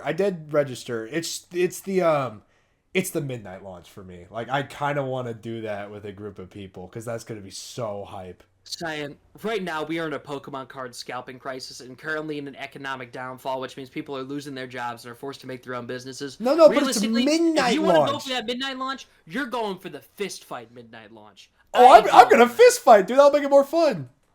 Well, you gotta hit the gym a little more, man. I know you already do your workout, but you gotta put on some muscle in 3 months. All right. Enough muscle will knock out a child in one punch. Jesus. That's the only way you're getting through that crowd, man. In my defense, though, they did, Nintendo actually literally made a post about it. I forgot how long ago that was, but they said they intentionally, made a bunch of units because of the Switch 1 selling out when that came out. So I think they're prepared this time around. And also, I'm just saying, this is what I expect you to be doing to people at that. Oh! Yeah, that's what I'm expecting you to be doing to motherfuckers. How does that only do a quarter of her HP? That doesn't make any sense. For the record, I just sent Zangief's grab animation from Street Fighter 2. So... Oh Lord, I don't know. I'll think about it. Regardless, I do not have $450 to be thrown around, so I soup for a little bit. Dude, I saved all my birthday money in cash. I have literally an envelope sitting at home in cash hidden away. It says literally Nintendo $800 put on it. With on the envelope written, break in case of Nintendo Switch 2. Shit, I was ready this year. I was not fucking waiting. I have all that shit ready to go, and I just have some leftover cash in around too. The plan is I'm probably going to pre-order Mario Kart, but the thing is, I expected them to announce a couple more games I actually wanted out the gate. So, I'll talk about this at the end. But I'm ready for the console. For the games, y'all need a little more to get me to pre-order, especially at the increased prices. We're good. I know we keep joking about it, but we'll get there. We still got more of this direct to talk about. Indeed. Next up, if it'll let me fucking skip ahead, Nintendo Switch 2 editions of Nintendo Switch 1 games. Also, real quick, they accidentally leaked a game in this direct that was not. Oh my god, yeah, dude, I'm so excited for it. It's they're running through games that hey, yeah, games you can play on Nintendo Switch. I'm looking at the direct right now. It's it's a bunch of Nintendo Switch titles, and then there's just key art of Yoshi's Woolly World. Did I tell you that is my favorite, one of my favorite 2D platforms of all time?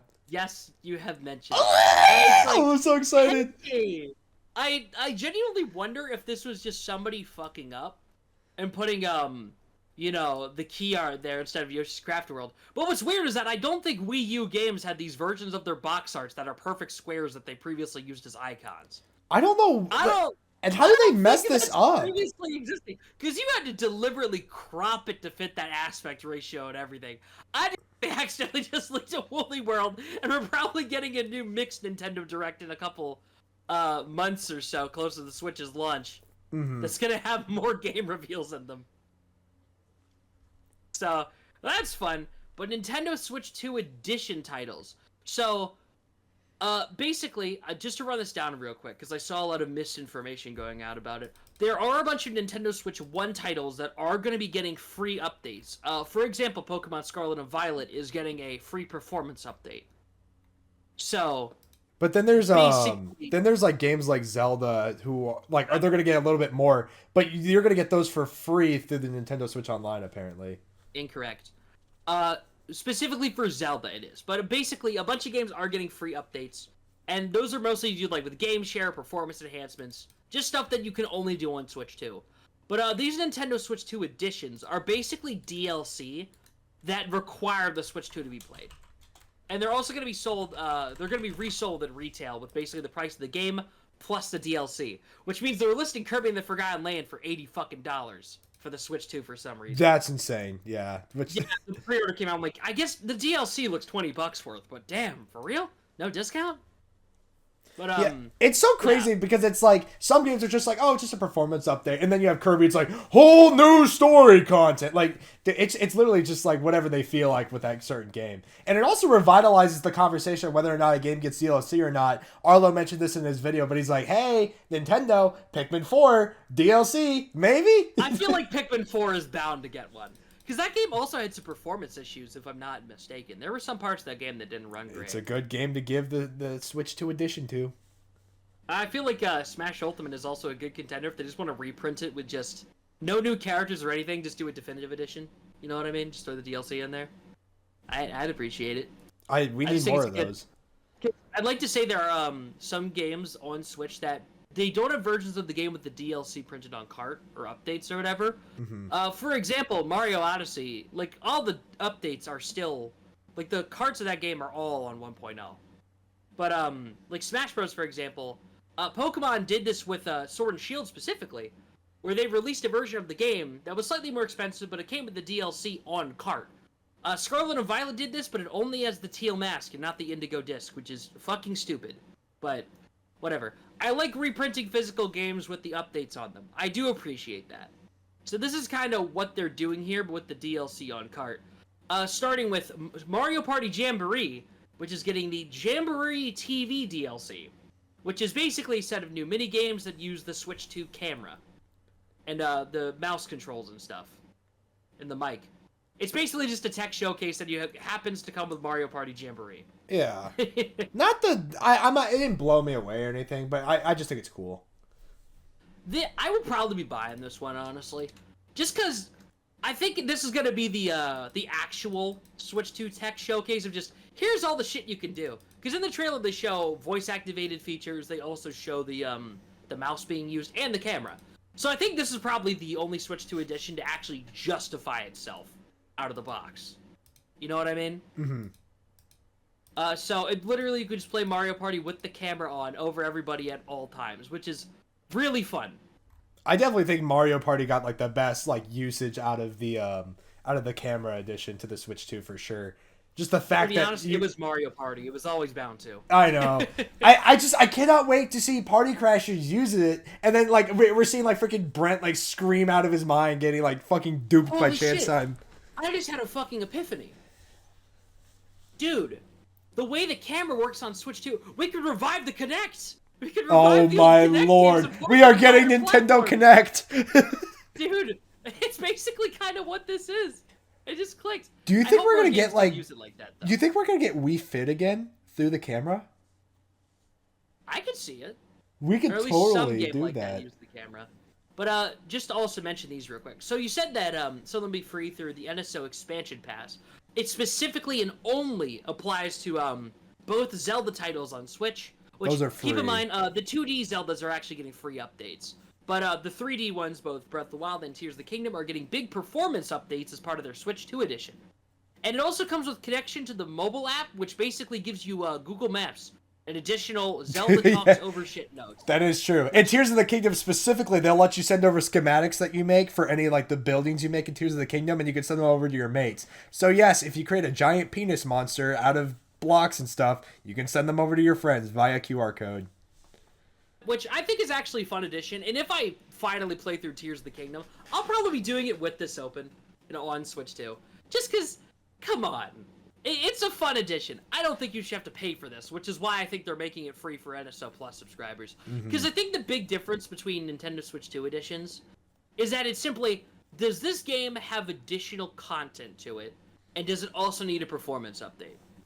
Because I think that's how they're going to handle it. Right. Because it's like, if this is going to get a performance update anyway, and it also happens to get more content, we'll just, we'll give it the Nintendo Switch 2 edition. That's why I think for, like, Smash Ultimate, they could theoretically justify it by just slapping the DLC in there for a cheaper price. Mm-hmm. And maybe increasing performance. Though that game doesn't, like, stutter or anything, really. So. Right. But, And then yeah. I forgot. Well, actually, they haven't announced a price yet for these. Everyone's speculating $10 to $15, though. That's the. I saw somebody say that Kirby specifically might be $20, because it just seems to be a full DLC for the game.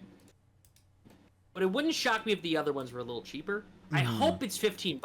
Because here's the thing: if it's $15, if you say, okay, the DLC you previously upgraded is $15, and then the physical copy of the game is like $70, which is the price of the original Switch game, plus a little bit taken off, that it gives adopters for the Switch 2 version that get them physically, you get at a slightly cheaper price than you would have if you didn't buy the game. Kind of screws over people who, like, just bought Mario Party, for example. Like, fuck you. But I think it's a decent enough price. But, like I was saying real quick, Kirby and the Forgotten Land Switch 2 edition plus Star-Crossed World. It seems to basically be an updated version of the Forgotten Land, because that game did stutter a bit in some areas. Mm-hmm.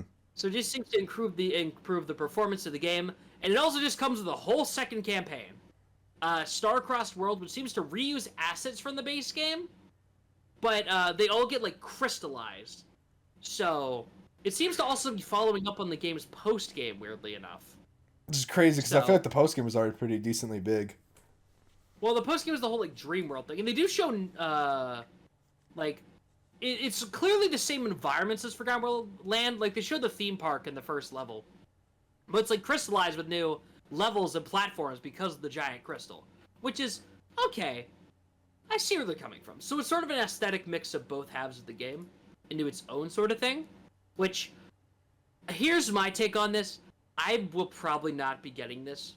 Unless they put in new copy abilities. If they put in at least one or two new abilities that are like, hey, they're new for Star-Crossed World, but if you finish it, you can also use them in the main game, then you'll have my attention. You know what I mean? Just because I've been craving more 3D Kirby. And the fact that I know it's at least coming, yeah, sure, I'll fucking play this. If it's not too absurdly priced, I'm not against it. You know what I mean? Mm-hmm. So, because it's like a game I've been wanting to replay anyway. So that, with a little extra campaign, that's fun. Metroid Prime 4. The one game everyone expected to get some sort of Switch 2 upgrade. Yeah, it looks better. I mean, it's kind of hard to judge a game that's not even out yet, so it's, you know. Well, in the side-by-side, it, like, gives you, it's kind of like Spider-Man on PS5, where you can either do the performance mode where it locks you into 60 FPS or whatever, or you can do the high fidelity mode. Yeah, no, it's called quality mode, which is 4K 60 FPS, or performance mode, which is 1080p 120 FPS. Kind of shows that the Switch 2 can't really do both at the same time. But, I mean, keep in mind this thing isn't as powerful as a PS5. I'm not really surprised. Mm-hmm. But, it's that, and it also gives it mouse controls, which, hey, I kind of fuck with that. That's cool. Right. Lord knows I won't be playing it with mouse controls, though. I will give it a shot, and I will probably never use it again. It's like the 3DS slider. Yep. And most interestingly, Pokemon Legends ZA Nintendo Switch 2 Edition. Nothing new, but it looks so much better. One gameplay clip, and I'm just gonna say this right now: if you're buying this on Switch 1, you gotta rip the fuck off. You got problems, like, bro. You look at the Switch 2 gameplay; it is running at a crisp 120, at least 60. Like, there's no slow. Like, even in the regular trailers, the game looked like it was running at 30 FPS. The Switch 2 trailer, how little they showed here, like the Mega Evolution animation, looks fucking gorgeous. I'm like terrified. It's like an actual like good-looking Pokemon game. I didn't think that was possible. Yeah, it's crazy that once they stop designing for the next hardware on the base hardware, suddenly everything works. Mm-hmm. But it's yeah, I'm just gonna be playing it on Switch too. That's part of the reason I'm getting this console at launch, because I want to play ZA in highest definition. Now I have to pray that the box art doesn't suffer as a consequence for looking better in game. They haven't shown the fucking box art. Well, And I know, honestly, but if it's the same price to get the Switch 1 cart and the Switch 2 version, I might actually do that. yeah. Well, no, I showed you what the Prime 4 like looks like. Like that's what they're gonna Yeah. basically be doing for all the Switch 2 games going forward, and that or Switch 2 edition games, and that's why I'm scared. If it looks like ass, I'm gonna be so sad. I don't know, because like you could have the best box art ever, and then they'll slap you with the bottom text and giant red bar of death, and that's why I'm scared. Although I will say, interesting, when they talk about the upgrade pack for Switch 1 games, they show upgrade packs for Jamboree, Zelda's, and Kirby, but they don't show ZA and Metroid there? So it might be that you just get the Switch 2 version for free? Maybe? But Yeah. like on the thing, it says that it's like the Switch 1 game, it requires like a Nintendo Switch 2 edition upgrade pack on the box for Prime, but they don't show it in the Direct. So maybe because they came out later? And I'm going to throw this out right now. Fully expecting Tomodachi Life to also get a Switch 2 upgrade, or at least a free one that uses the mouse support before the game comes out. You know, Tomodachi like the Throwing that mouse out support's gonna look really good. I think that's gonna be Without the awesome. touchscreen, that game's gonna be you know, like because part of Tomodachi Life sauce was that it had the touchscreen. You know what I mean? Mm-hmm. I assume it'll be relegated to gyro on Switch or whatever, but you know. Dude, I don't know. I feel like they're being vague on purpose. Well, not like vague. They were pretty clear with how Switch 2 editions work, but like, I don't know. I feel like we're missing some important details here. Yep. And also, real quick, just to mention this, one of my big predictions was that we were going to get a new IP in this, which we did. Drag X Drive. This is the real... ARMS, but for disabled people. That is a horrible way to phrase it. Am I wrong? Okay, so it is basically like a wheelchair basketball game where you use both controllers as a mouse. And like, okay, I see exactly what they're doing here. They want to show how to use two mice at once while playing a game. And honestly, I fuck with this heavy. Like, I think as a concept, this is really damn cool. The problem is that artistically, there is nothing going on here. It feels very sort of dark and dingy. It kind of looks like, how do I put this? It looks like a Wii game rated T for teen. Mm-hmm. Does that make any sense? Yeah. Like, it looks more graphic fidelity than a Wii game, but that's kind of the vibe it gives me. Like, I think the fact that they're doing like a wheelchair basketball game, that's actually really cool. The problem is that I don't think there's anything thematically that's gonna sell this game. Yeah, you know I was mean? like, this is like they're not saying it's the arms of the console, but it really is the arms of the console here, where it's just showing off the gimmick. It's a game made to show off a specific motion gimmick that only works with these controllers. But there's like nothing else other than that to support that, you know? Yeah. The difference is that ARMS, that game was so cool because it had its own world and lore. It almost had a comic series before that got canned because the game, I guess, didn't perform as well. Right. Like, Dark Horse was literally set to publish that. I read the first issue they put online for free, and I was like, damn! ARMS has, like, interesting concepts and whatnot, and, like, outside the gimmick, I would argue, it stands on its own, in a way. I mean, hell, Minions and Smash, if that means anything. Like, yeah, it's like... But I don't see the wheelchair guy getting I don't think I want the wheelchair guy in Smash. Don't get me wrong, it'd be cool as fuck to beat people up in a wheelchair. But I'd feel a little... Disabled people representation! I mean, it's cool for the disabled rep, actually. I think that I fuck with that heavy, but, you know. Alright, third-party highlights real quick. Elden Ring. I mean, I knew it was coming, but, like, I don't really care too much. But let's get into that. I hope it runs well. Yeah, it probably will. Actually, you know what? Go on. I was going to say one more thing, actually, before we get into it, because I know we are going to scream about Street Fighter 6. But real quick, I think it's very important to note of this, where I don't think they mentioned this ever in the Direct at all. We have virtual, like, download-only games. Games like these, like Street Fighter 6 especially, once we get to that, and I assume Elden Ring as well. These games are apparently, they're going to have physical cards, but you're going to have to download the game. You're going to have to download a portion of the game onto the card. It's going to have like a little thing on the bottom of the box art that tells you it's a download only game. Yeah. Okay. Ew. I'm going to call in defense of these only slightly. I think it's a cheap out way to put the game on there. If it makes the games cheaper like that, yeah, sure, but we know that SF6 is being sold for $60, so fuck you. Yeah. But, I do appreciate that this is the equivalent of the download code boxes, but you can still, like, lend them between friends. So, I at least appreciate that it's all the benefits of a physical game while still having to download the rest, which is still a little shitty, but I at least appreciate where they're going with it. You know what I mean? It's better than just getting a code in a box. Mm-hmm. So, yeah, I appreciate that much. I had to find the image, but yeah, they do tell you if it is. I'm hoping this isn't the norm for most games. It's just kind of a little annoying to see a game like Street Fighter 6, and I assume Elden Ring, because I don't think Elden Ring is gonna be able to run on the Switch by itself. It's kind of a little annoying to see third-party games right off the bat already have to do this, but oh well, as long as it doesn't affect the main Nintendo games, I guess. Yeah, it's I assume there's mostly an option for third parties. I just like that they're making it nice and simple. Mm-hmm. But just to hop into this real quick, Street Fighter 6 on Switch. I actually called, this is another thing I called, I was like, we're getting Street Fighter 6 in this direct. Because remember, Capcom is always there whenever a Nintendo system launches. And especially Street Fighter. 3DS got Street Fighter 4 Arcade Edition or whatever it was, within like the first year of that console being out. Street Fighter 2 was put on Switch as like its whole definitive edition with new characters, like within launch year. And now Street Fighter 6 is a launch day title. Love it. Like, it's So, great. like, I love it. Called that shit by a fucking landslide. All the No DLC one too. knows that. Perfect. Beautiful. Also, not to mention, very conveniently, they started putting, they revealed Elena on April Fool's Day. And they showed off her little promo art, which is like, why would they do that on April Fool's Day? Weird ass timing, right? It was because she got a little, she didn't get like gameplay footage in this, but it's because she's on the box art of the Switch 2 version. Oh, seriously? So, yeah, that woman in the middle. Oh, right that's cool. that's Elena from Street Fighter 3. That's Yeah, funny. She's the last DLC character for year 2. And also what looks like the fucking corpse of Terry Bogard on the left side. It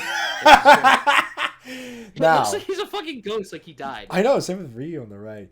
But now, But the yeah, cool so, pretty part. cool. I jumped out of my seat. I saw your reaction. You jumped out of your seat too. I fucking screamed. Look, guys, I don't think Street Fighter 6 Amiibo, dude. not only the Street Fighter 6 Amiibo, I don't think people realize they did not announce Amiibo support before this. I don't know why, but Street Fighter 6 was the game to announce that Amiibo were coming back. Just implied that, yeah, I guess Amiibo will work on Switch too, because it's not like they said they wouldn't. But we didn't know if we were getting new, like, Amiibo for Switch 2. This is Amiibo for an exclusive Switch 2 port of a game.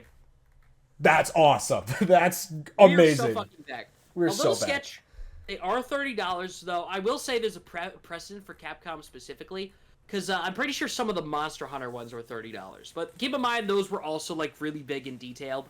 So. Yeah. And, like, these figures look fucking great. I'm getting the Luke one. Oh, You me can't too. stop. I don't care about the other two, but I'm getting Chalouk for sure. Yeah, I would like to get Jamie and Kimberly if I find them for cheaper than $30, but I will be getting Luke. For sure, get Luke.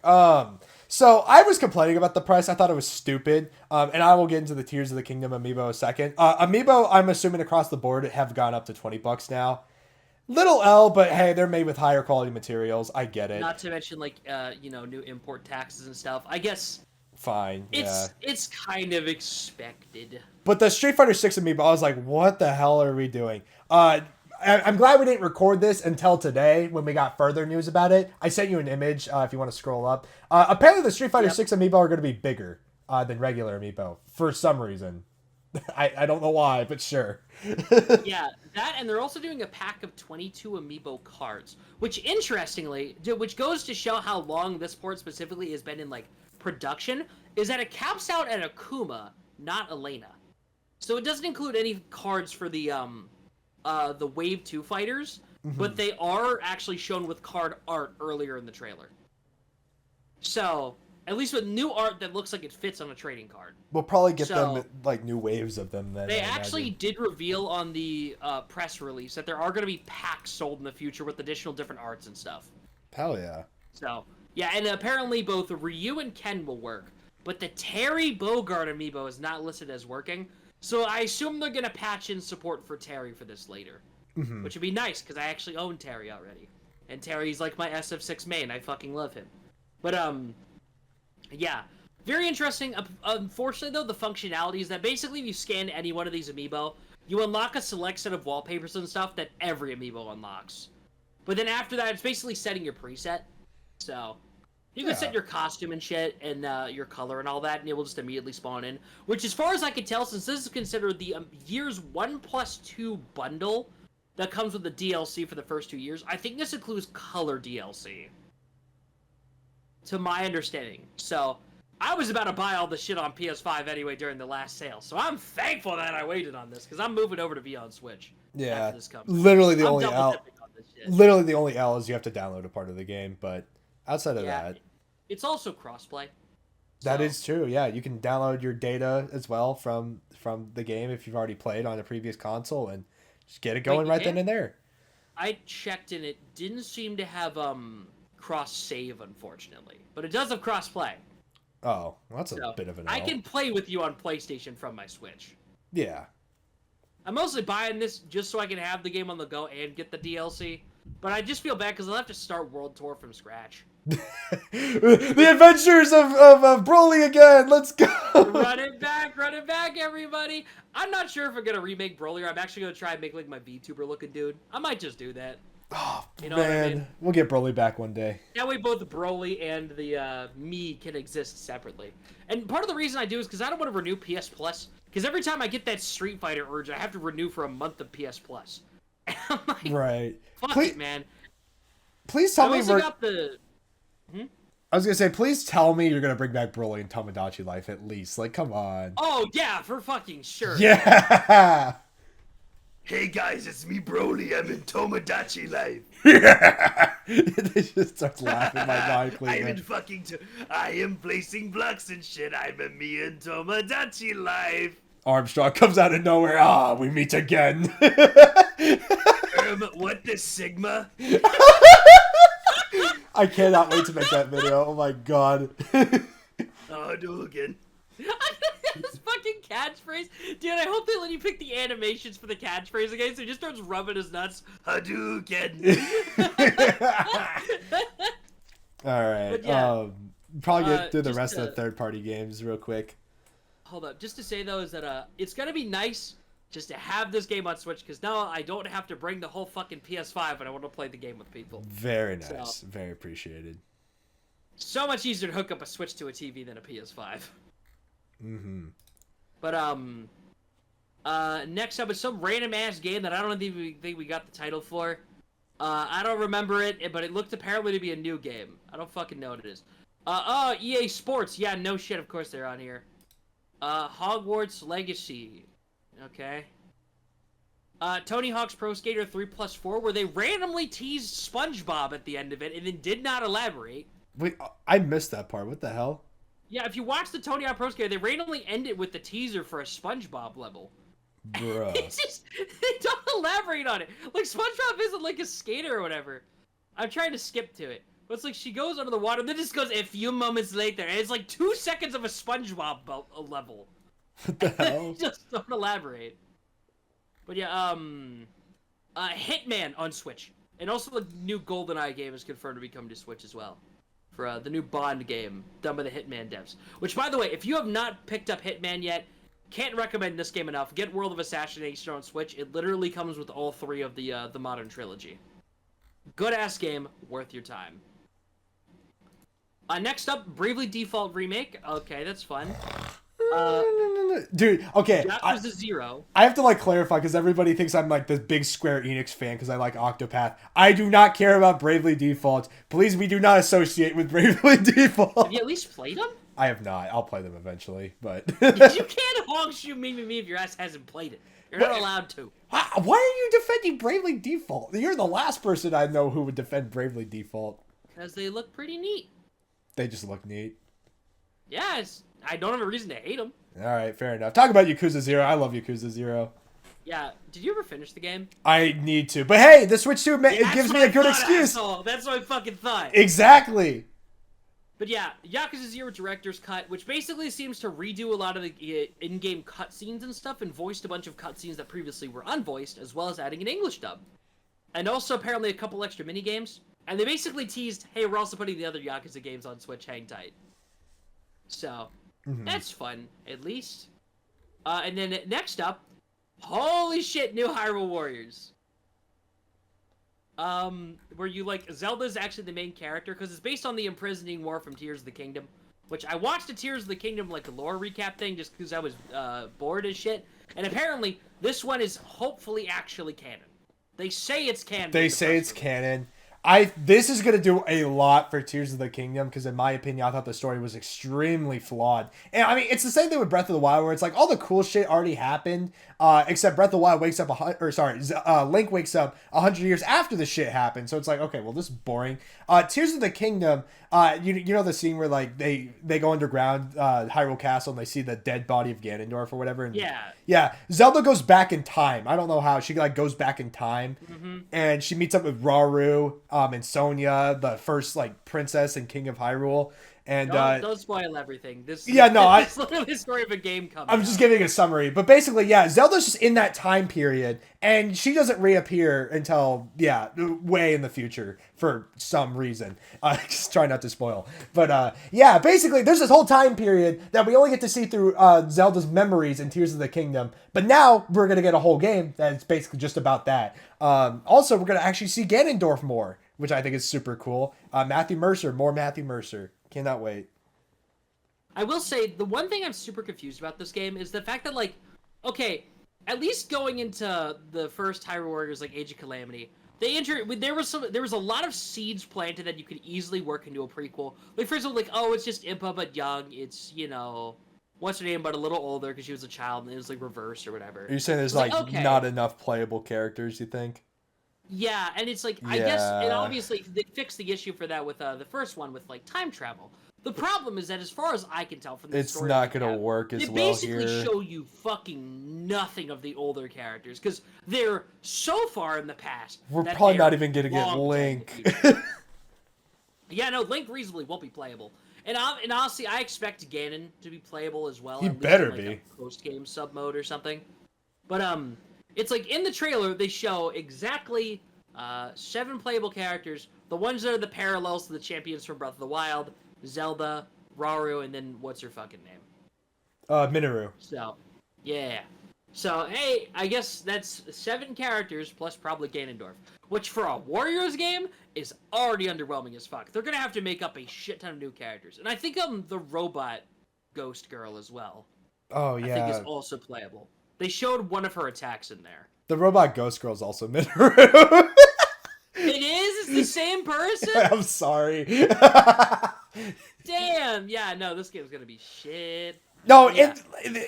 I'm glad you brought that up because, like, yeah, I'm excited to play as the Sages, but, like, let's be real here. Nobody cares about the Sages. At least with the champions, they had something to work on. Also, be for real. The Sages are most likely going to have the same movesets as that the too. champions as well. They're going to be so fucking boring. Be very similar. I appreciate, because if they're actually taking the fully canon route for this, instead of kind of retroactively canoning it and then uncanoning itself, like with Age of Calamity. I do think they probably planned this game existing from the start, which might be why the Imprisoning War was so light on details in Tears of the Kingdom. Mm-hmm. You know what I mean? Right. So, that is my guesstimate, at least. So, you get what I'm saying, right? I just, like, and I can't even talk about it because you haven't played the game, but, like, I don't know how they're going to end the game, though. Because there's... I don't know, because Tears of the Kingdom... That I know already, but I don't want to say it on camera. I know Tears of the Kingdom ends in a happy ending, so it's not like it's not all doom and gloom, but Age of Calamity, like, if it went out how it was supposed to go out, that game wasn't going to end on a happy ending. I don't know how this game is going to end. I will say it'd be fucking sick as hell, though, if you finish the game and then you cut forward to suddenly start playing as Link. That would be crazy. That could be cool. If you just redid the finale of the game, but in, like, the Warrior style. That could... at least be a little cool. Or maybe from Zelda's perspective, if they really wanted to go that far. Yeah, I mean, like, they could. It's just, I don't know. It's an interesting choice. Mm-hmm. Next up, because holy shit, we've been going for so long. Motherfucking GameCube, bitch! GameCube? I'm excited. I feel like this is the one console where I can actually enjoy it. I feel like most of the other retro consoles I couldn't vibe with. GameCube, I will vibe with. Because, like, let's just be real here. A lot of those older games are still very much playable. Like, there's a lot of good NES and SNES games. But I feel like games started hitting their... like, I guess, like, that modern strive specifically with GameCube. Mm-hmm. So, Because that was the point where graphics, especially 3D games, because a lot of old N64 games are borderline like dog shit. But like, Wind Waker is the first title, and in one of my big holy shit moments of this entire direct, the next title they revealed is the GameCube version of Soul Calibur 2. With Link in it, too. I mean, obviously, he was going to be there, but... So, basically, Soul Calibur 2, when it was originally released for ye olden consoles, you know, Xbox, PS2, GameCube, each of them had a different character in their last slot. PS2 was Heihachi from Tekken, and then on the Xbox version was Spawn from the comics of the same name, and then on GameCube, it was motherfucking Link! And when the game got re-released, they did a version of it that had both Heihachi and Spawn in it. But obviously, they couldn't get Link for it, and the game didn't even come out on Wii U with the HD port. So basically, this is the first time they've ever released the GameCube version again with Link in it. Which is just, that's cool. And also that other version got delisted because they lost the Spawn license. So it's nice to have a version of Soul Calibur 2 on a modern platform. And lastly, F-Zero GX. God damn. Very excited to finally play that. Mm-hmm. Though, and I will say, I know it's good even though I haven't played it, because I have played F-Zero AX, which is the arcade game based off this. Mm-hmm. So, very old, very obscure reference, but if you know, you know. And then they didn't, like... I love how they don't show it, but then they show the reel, and it's like, holy shit! Pokemon Gale of Darkness... there was another Pokemon game in there, I forgot. Pokemon Coliseum. Coliseum. The one that came before Gale of Darkness. And then Path of Radiance. What a line-up! Woo-hoo! Fire Emblem Path of Radiance, by the way, if you're... Yeah, if I'm not if I'm not mistaken, it was a previously very expensive game. So expensive to get. Oh my lord. I found it. Also, Chibi Robo. Yes, please. I know Novice is happy about that. Yeah, I know Mario Strikers, the first one as well. So we finally have a good Mario Strikers game on Switch. Finally! Goodness gracious. Wowie! Next up, and this is a very notable third-party announcement, because after everybody was saying, haha, Deltarune tomorrow on April Fool's Day, Deltarune tomorrow actually happened. It became Deltarune today, and at time recording, Deltarune yesterday. Mm-hmm. So, Deltarune Chapters 3 and 4 are going to be a Nintendo Switch 2 launch title. And I assume they're going to be on the regular Switch anyway, it just happens to come out on the same day. Which, that's cool. That's very fun. I don't have anything else to add. Yeah, me neither. I'm sorry. Apparently, this was actually the reveal of Borderlands 4. They had not shown gameplay before this. Who gives a shit? Mm-hmm. And then I guess Civilization, I think it's like 7 or whatever, apparently was already playable on Switch, and they just announced it being on Switch again. For to have a Switch 2 update. Mm-hmm. More 2K sports games. And then there was this little fuck-ass game that I don't think anybody gave a shit about, where it was like an island crafting game. But at this point, the USA Extreme froze. That was so horrible. And, you know, in the middle of that, there was some games, like the audio was still going, some games were announced. So then they just casually go in, Cyberpunk 2077, Final Fantasy VII Remake Intergrade coming to Switch. I'm like, what the fuck? Like, Enter the Gungeon 2 was finally had gameplay shown. Didn't care for the first game for what I played of it. Mm-hmm. But, like, shit, that's sick as fuck. But, yeah, they announced Cyberpunk while the stream was frozen. Eventually, they got it working again. The audio was still desynced, but they fixed it eventually. So bad. I don't know what happened. Whoever's running the stream definitely got fired. But Square made it kind of clear, though, in the press release, at least the way they worded it, we're likely getting the second Final Fantasy Remake game on Switch eventually. Mm-hmm. I bought it on PS5, did not get into it immediately, but I feel like if I had it on Switch, I would have played it more. Mm-hmm. You know what I mean? But yeah, they also randomly confirmed Hollow Knight Silksong getting a 2025 release date. And they did it in a reel, despite it being one of the most anticipated games ever. Yeah, with new gameplay and everything, and they just kind of brushed over it. And people were like, what the fuck? So we got Deltarune and Silksong in the same direct. That's crazy. Did you see Omni's reaction to Silksong? I don't... No, yeah, I did. It was so funny. Yeah, they also announced in the sizzle reel that Puyo Puyo Tetris 2 is getting a Nintendo Switch edition. And then afterwards, on Twitter, they announced that Sonic X Shadow Generations is also getting a Switch 2 edition or something. I guess they can finally play a not shitty version of that game. I would have loved to have Cool. heard about this in the direct, but Yeah, no, it was on first the I'm direct. hearing of this. But yeah, Puyo Puyo Tetris was in the sizzle reel. Mm-hmm. And apparently Cosmic Invasion is also going to have, I guess, a Switch 2 performance version or whatever. So it's going to be on there. Also, I guess they also said Professor Layton. Did they give a release date for that? They just said 2025. Dude, I've been wanting to play that goddamn new Layton game because I've had that puzzle game itch for a while. We've been waiting for I what, want like 2 Layton or to 3 scratch it. years for them to do more information on that? Then they No, just it's only been about a year. Okay, There are okay. other level 5 games that have been taking fucking forever since announcement. Mm-hmm. Holy Horror Mansion coming 2027 probably. And then they announced The Duskbloods, which is a new seemingly multiplayer title from FromSoft, which people are framing as a Bloodborne spiritual successor. Kind of crazy that we got Bloodborne 2 as a Switch 2 exclusive. Yeah. But whatever, man. I feel bad. I don't have much to say about it. And honestly, I was about to shit talk the direct and be like, this is the worst closer ever. No, like, it looks cool. I was just like, I didn't know what I was looking at. Honestly, once somebody like who's an actual FromSoft nut made it clear what this was, it was like, damn, okay, I get it now. Like, I understand when this was given such prevalence in the direct now. Okay. I probably won't play it. But also the fact that it's a multiplayer game, like multiplayer focused apparently, is an interesting choice. We'll see how that goes. Mm-hmm. And also, I will say, probably should have been more clear. I thought it was Resident Evil at first. I don't know what I thought it was, but like, yeah, I was just staring at him like, what why are we touching this hand so delicately? Like, what's going on here? But yes, and then right after that, complete total shift off that, we got another holy fucking shit announcement when Kirby Air Riders was announced for Nintendo Switch 2. Directed by Masahiro Sakurai. He's back. For those who are unaware of the history, Kirby Air Ride was a GameCube game, one of the last ones on that system, and was Sakurai's last time directing anything for the Kirby series. If you ever go back to it, you'll notice it's very impactful because the melees are the menus are very similar to Super Smash Bros. Brawl, and the icons used for the City Trial mode are basically what became Smash Run on Nintendo 3DS.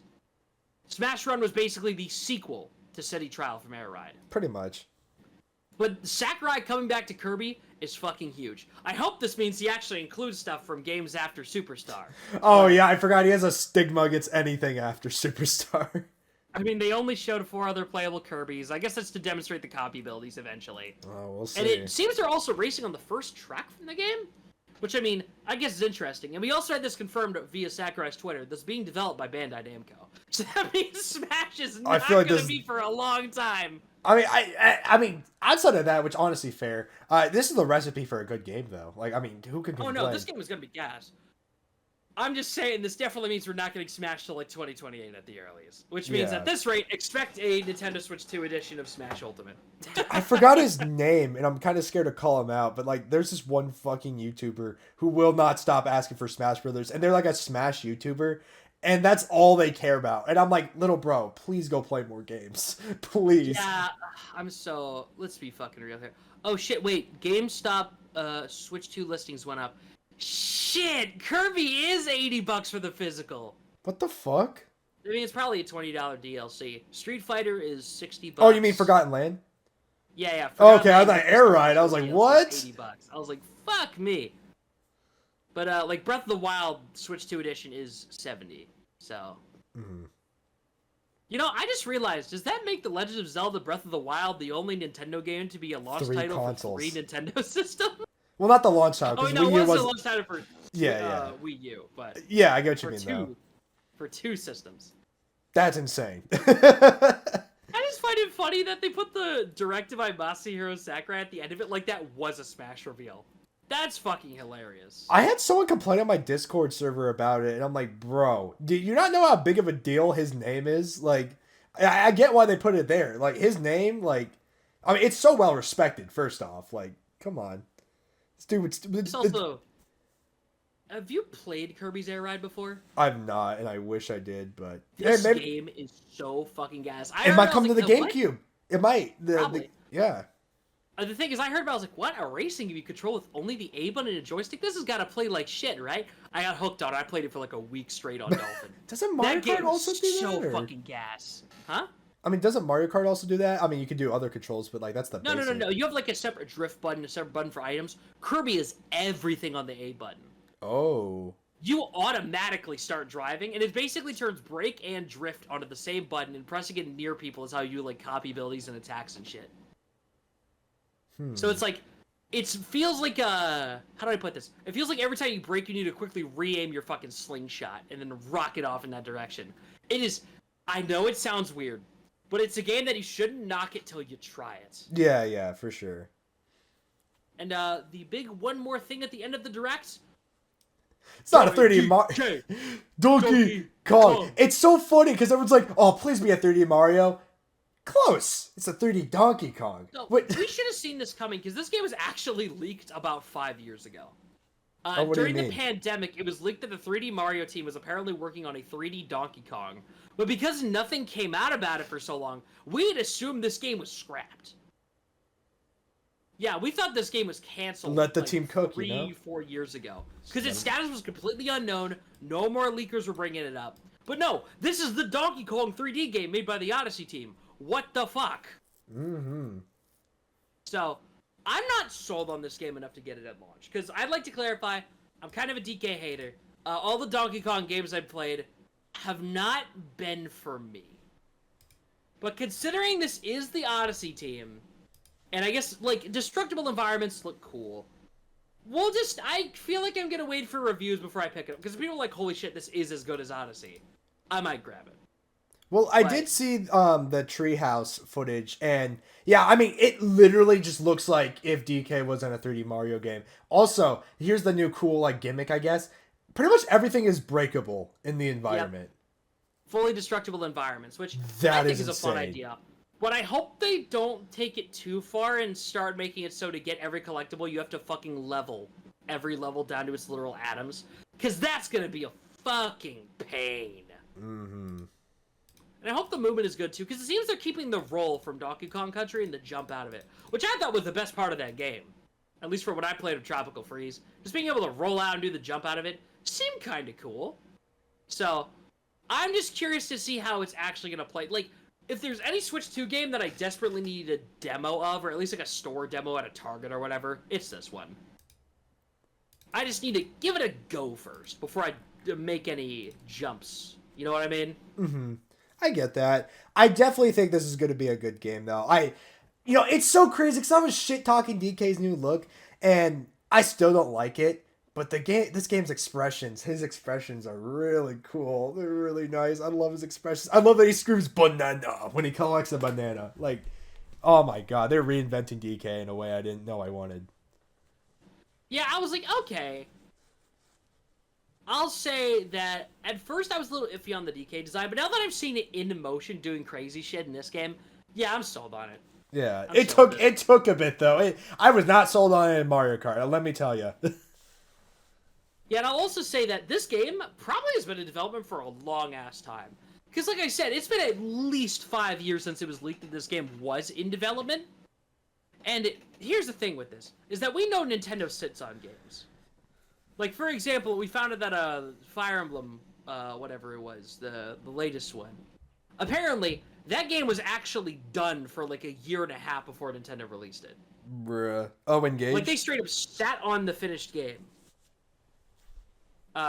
No, not Echoes. Fucking hell. Three Houses? No, the other one. Engage. Yeah, Engage. Yes, I always forget that's what it's called. Yeah. But and apparently Nintendo sat on that game and it was literally finished for like at least a year and a half. So there's a very real chance this Donkey Kong game has actually been finished for like a year and a half or so. And the next 3D Mario, whatever it could be, could already be under like midway through development.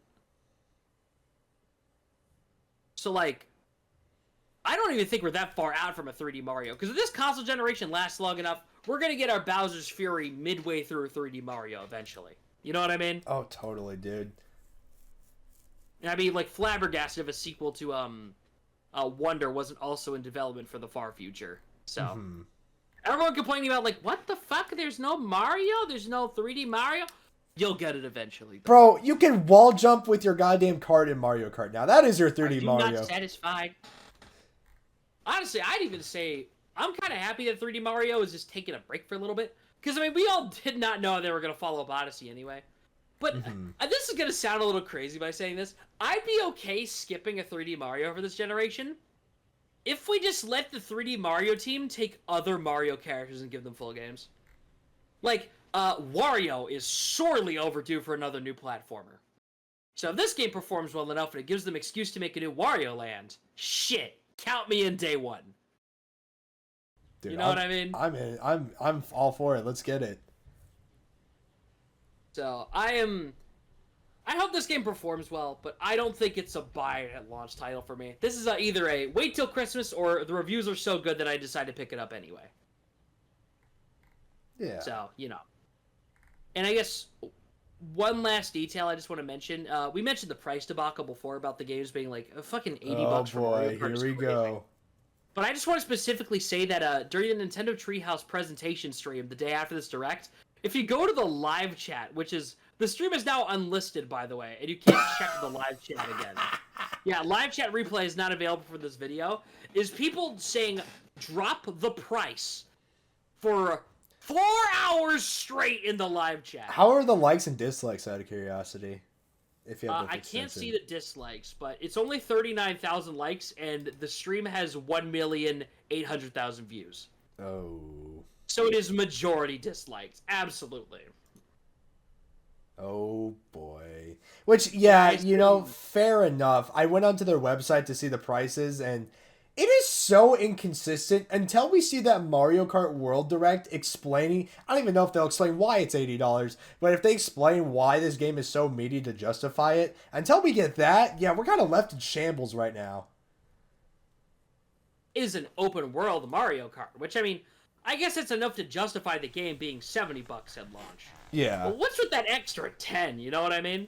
It's like so weird. I'm telling people this, but like I think we've moved on to $70. As annoying as it is, like we're in that era right now. Especially, Yeah. I don't want to blame the current economy right now with the tariffs, but like I think No, it's definitely a factor. I think we're hitting $70 no matter what, and you know what? That's okay. Why is this game $80 though? Why are the amiibo getting assaulted as well? Why is everything getting attacked right now?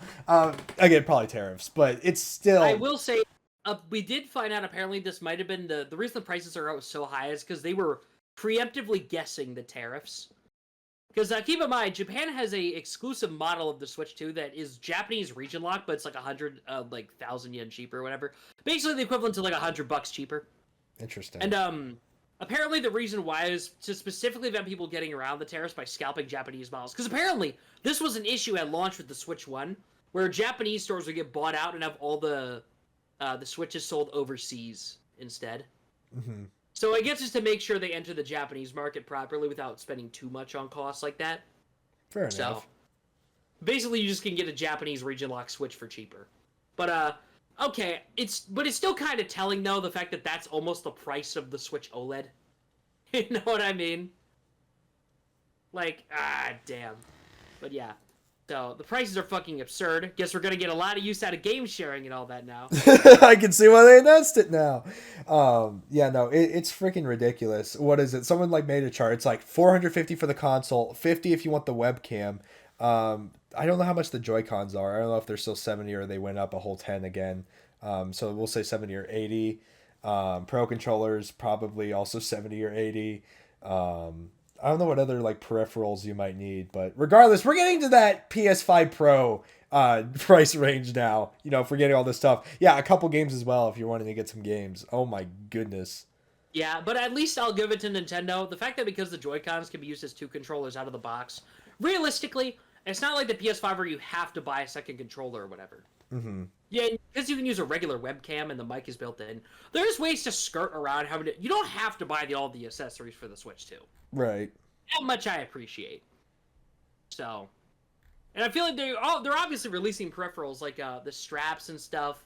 And, you know, the wheels. But, like, to remind y'all, unless you're very specifically playing Wario Land, whatever it is, Move It. you don't actually need the straps for like any Switch games. So, at least there's enough that you can get it and Mario Kart out of the box and play 2-player. Realistically, you'll need a second pair of Joy-Cons, but we've already had it confirmed you can use all of your Switch 1 controllers and accessories with Switch 2. Thank you. Literally, the only game we have confirmed that just does not work on Switch 2 at all is the Labo VR kit, because it literally doesn't fit in the headset. Which, hey, at least that's nice.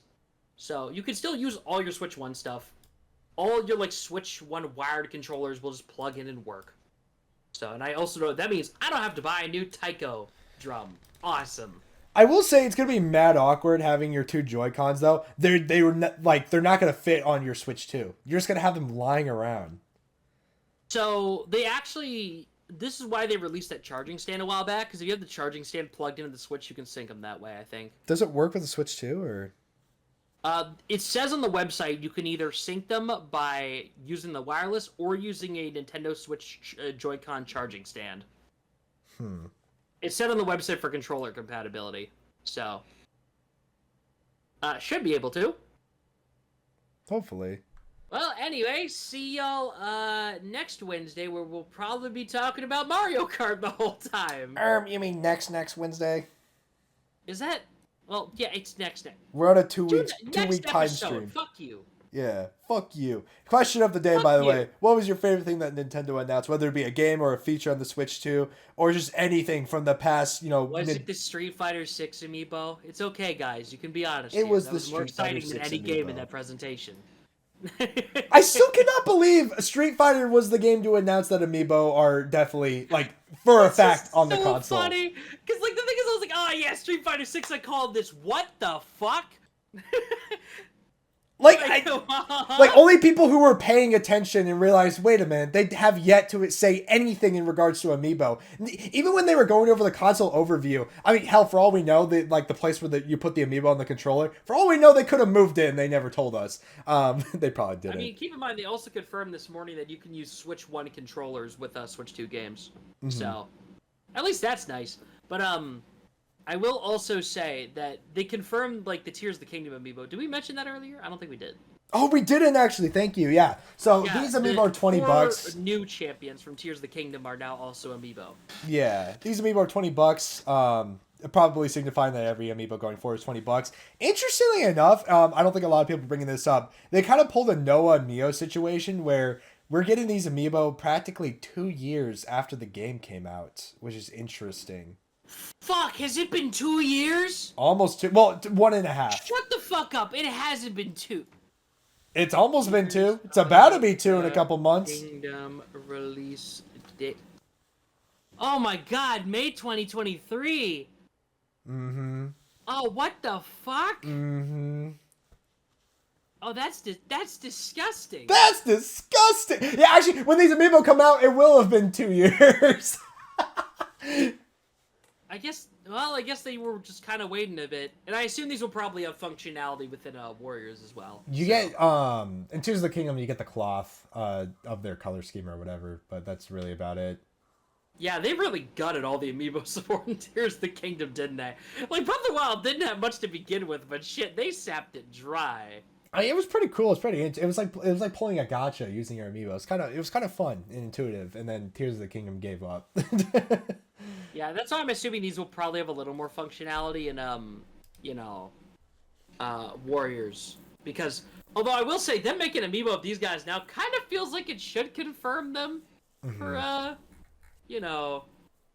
Warriors Age of Imprisonment. You know what I mean? Like, it kind of feels like it should.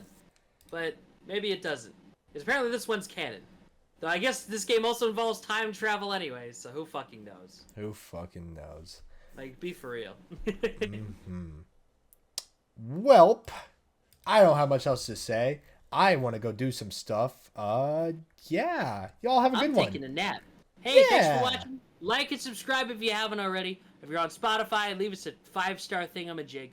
And remember the comment question today. What was your favorite announcement between the 2 directs? Or one from both? Who cares? Alright. Have an amazing night. We care. I read your comments. I swear. We care. Right. Okay, buddy. All right, bye bye. Bye bye.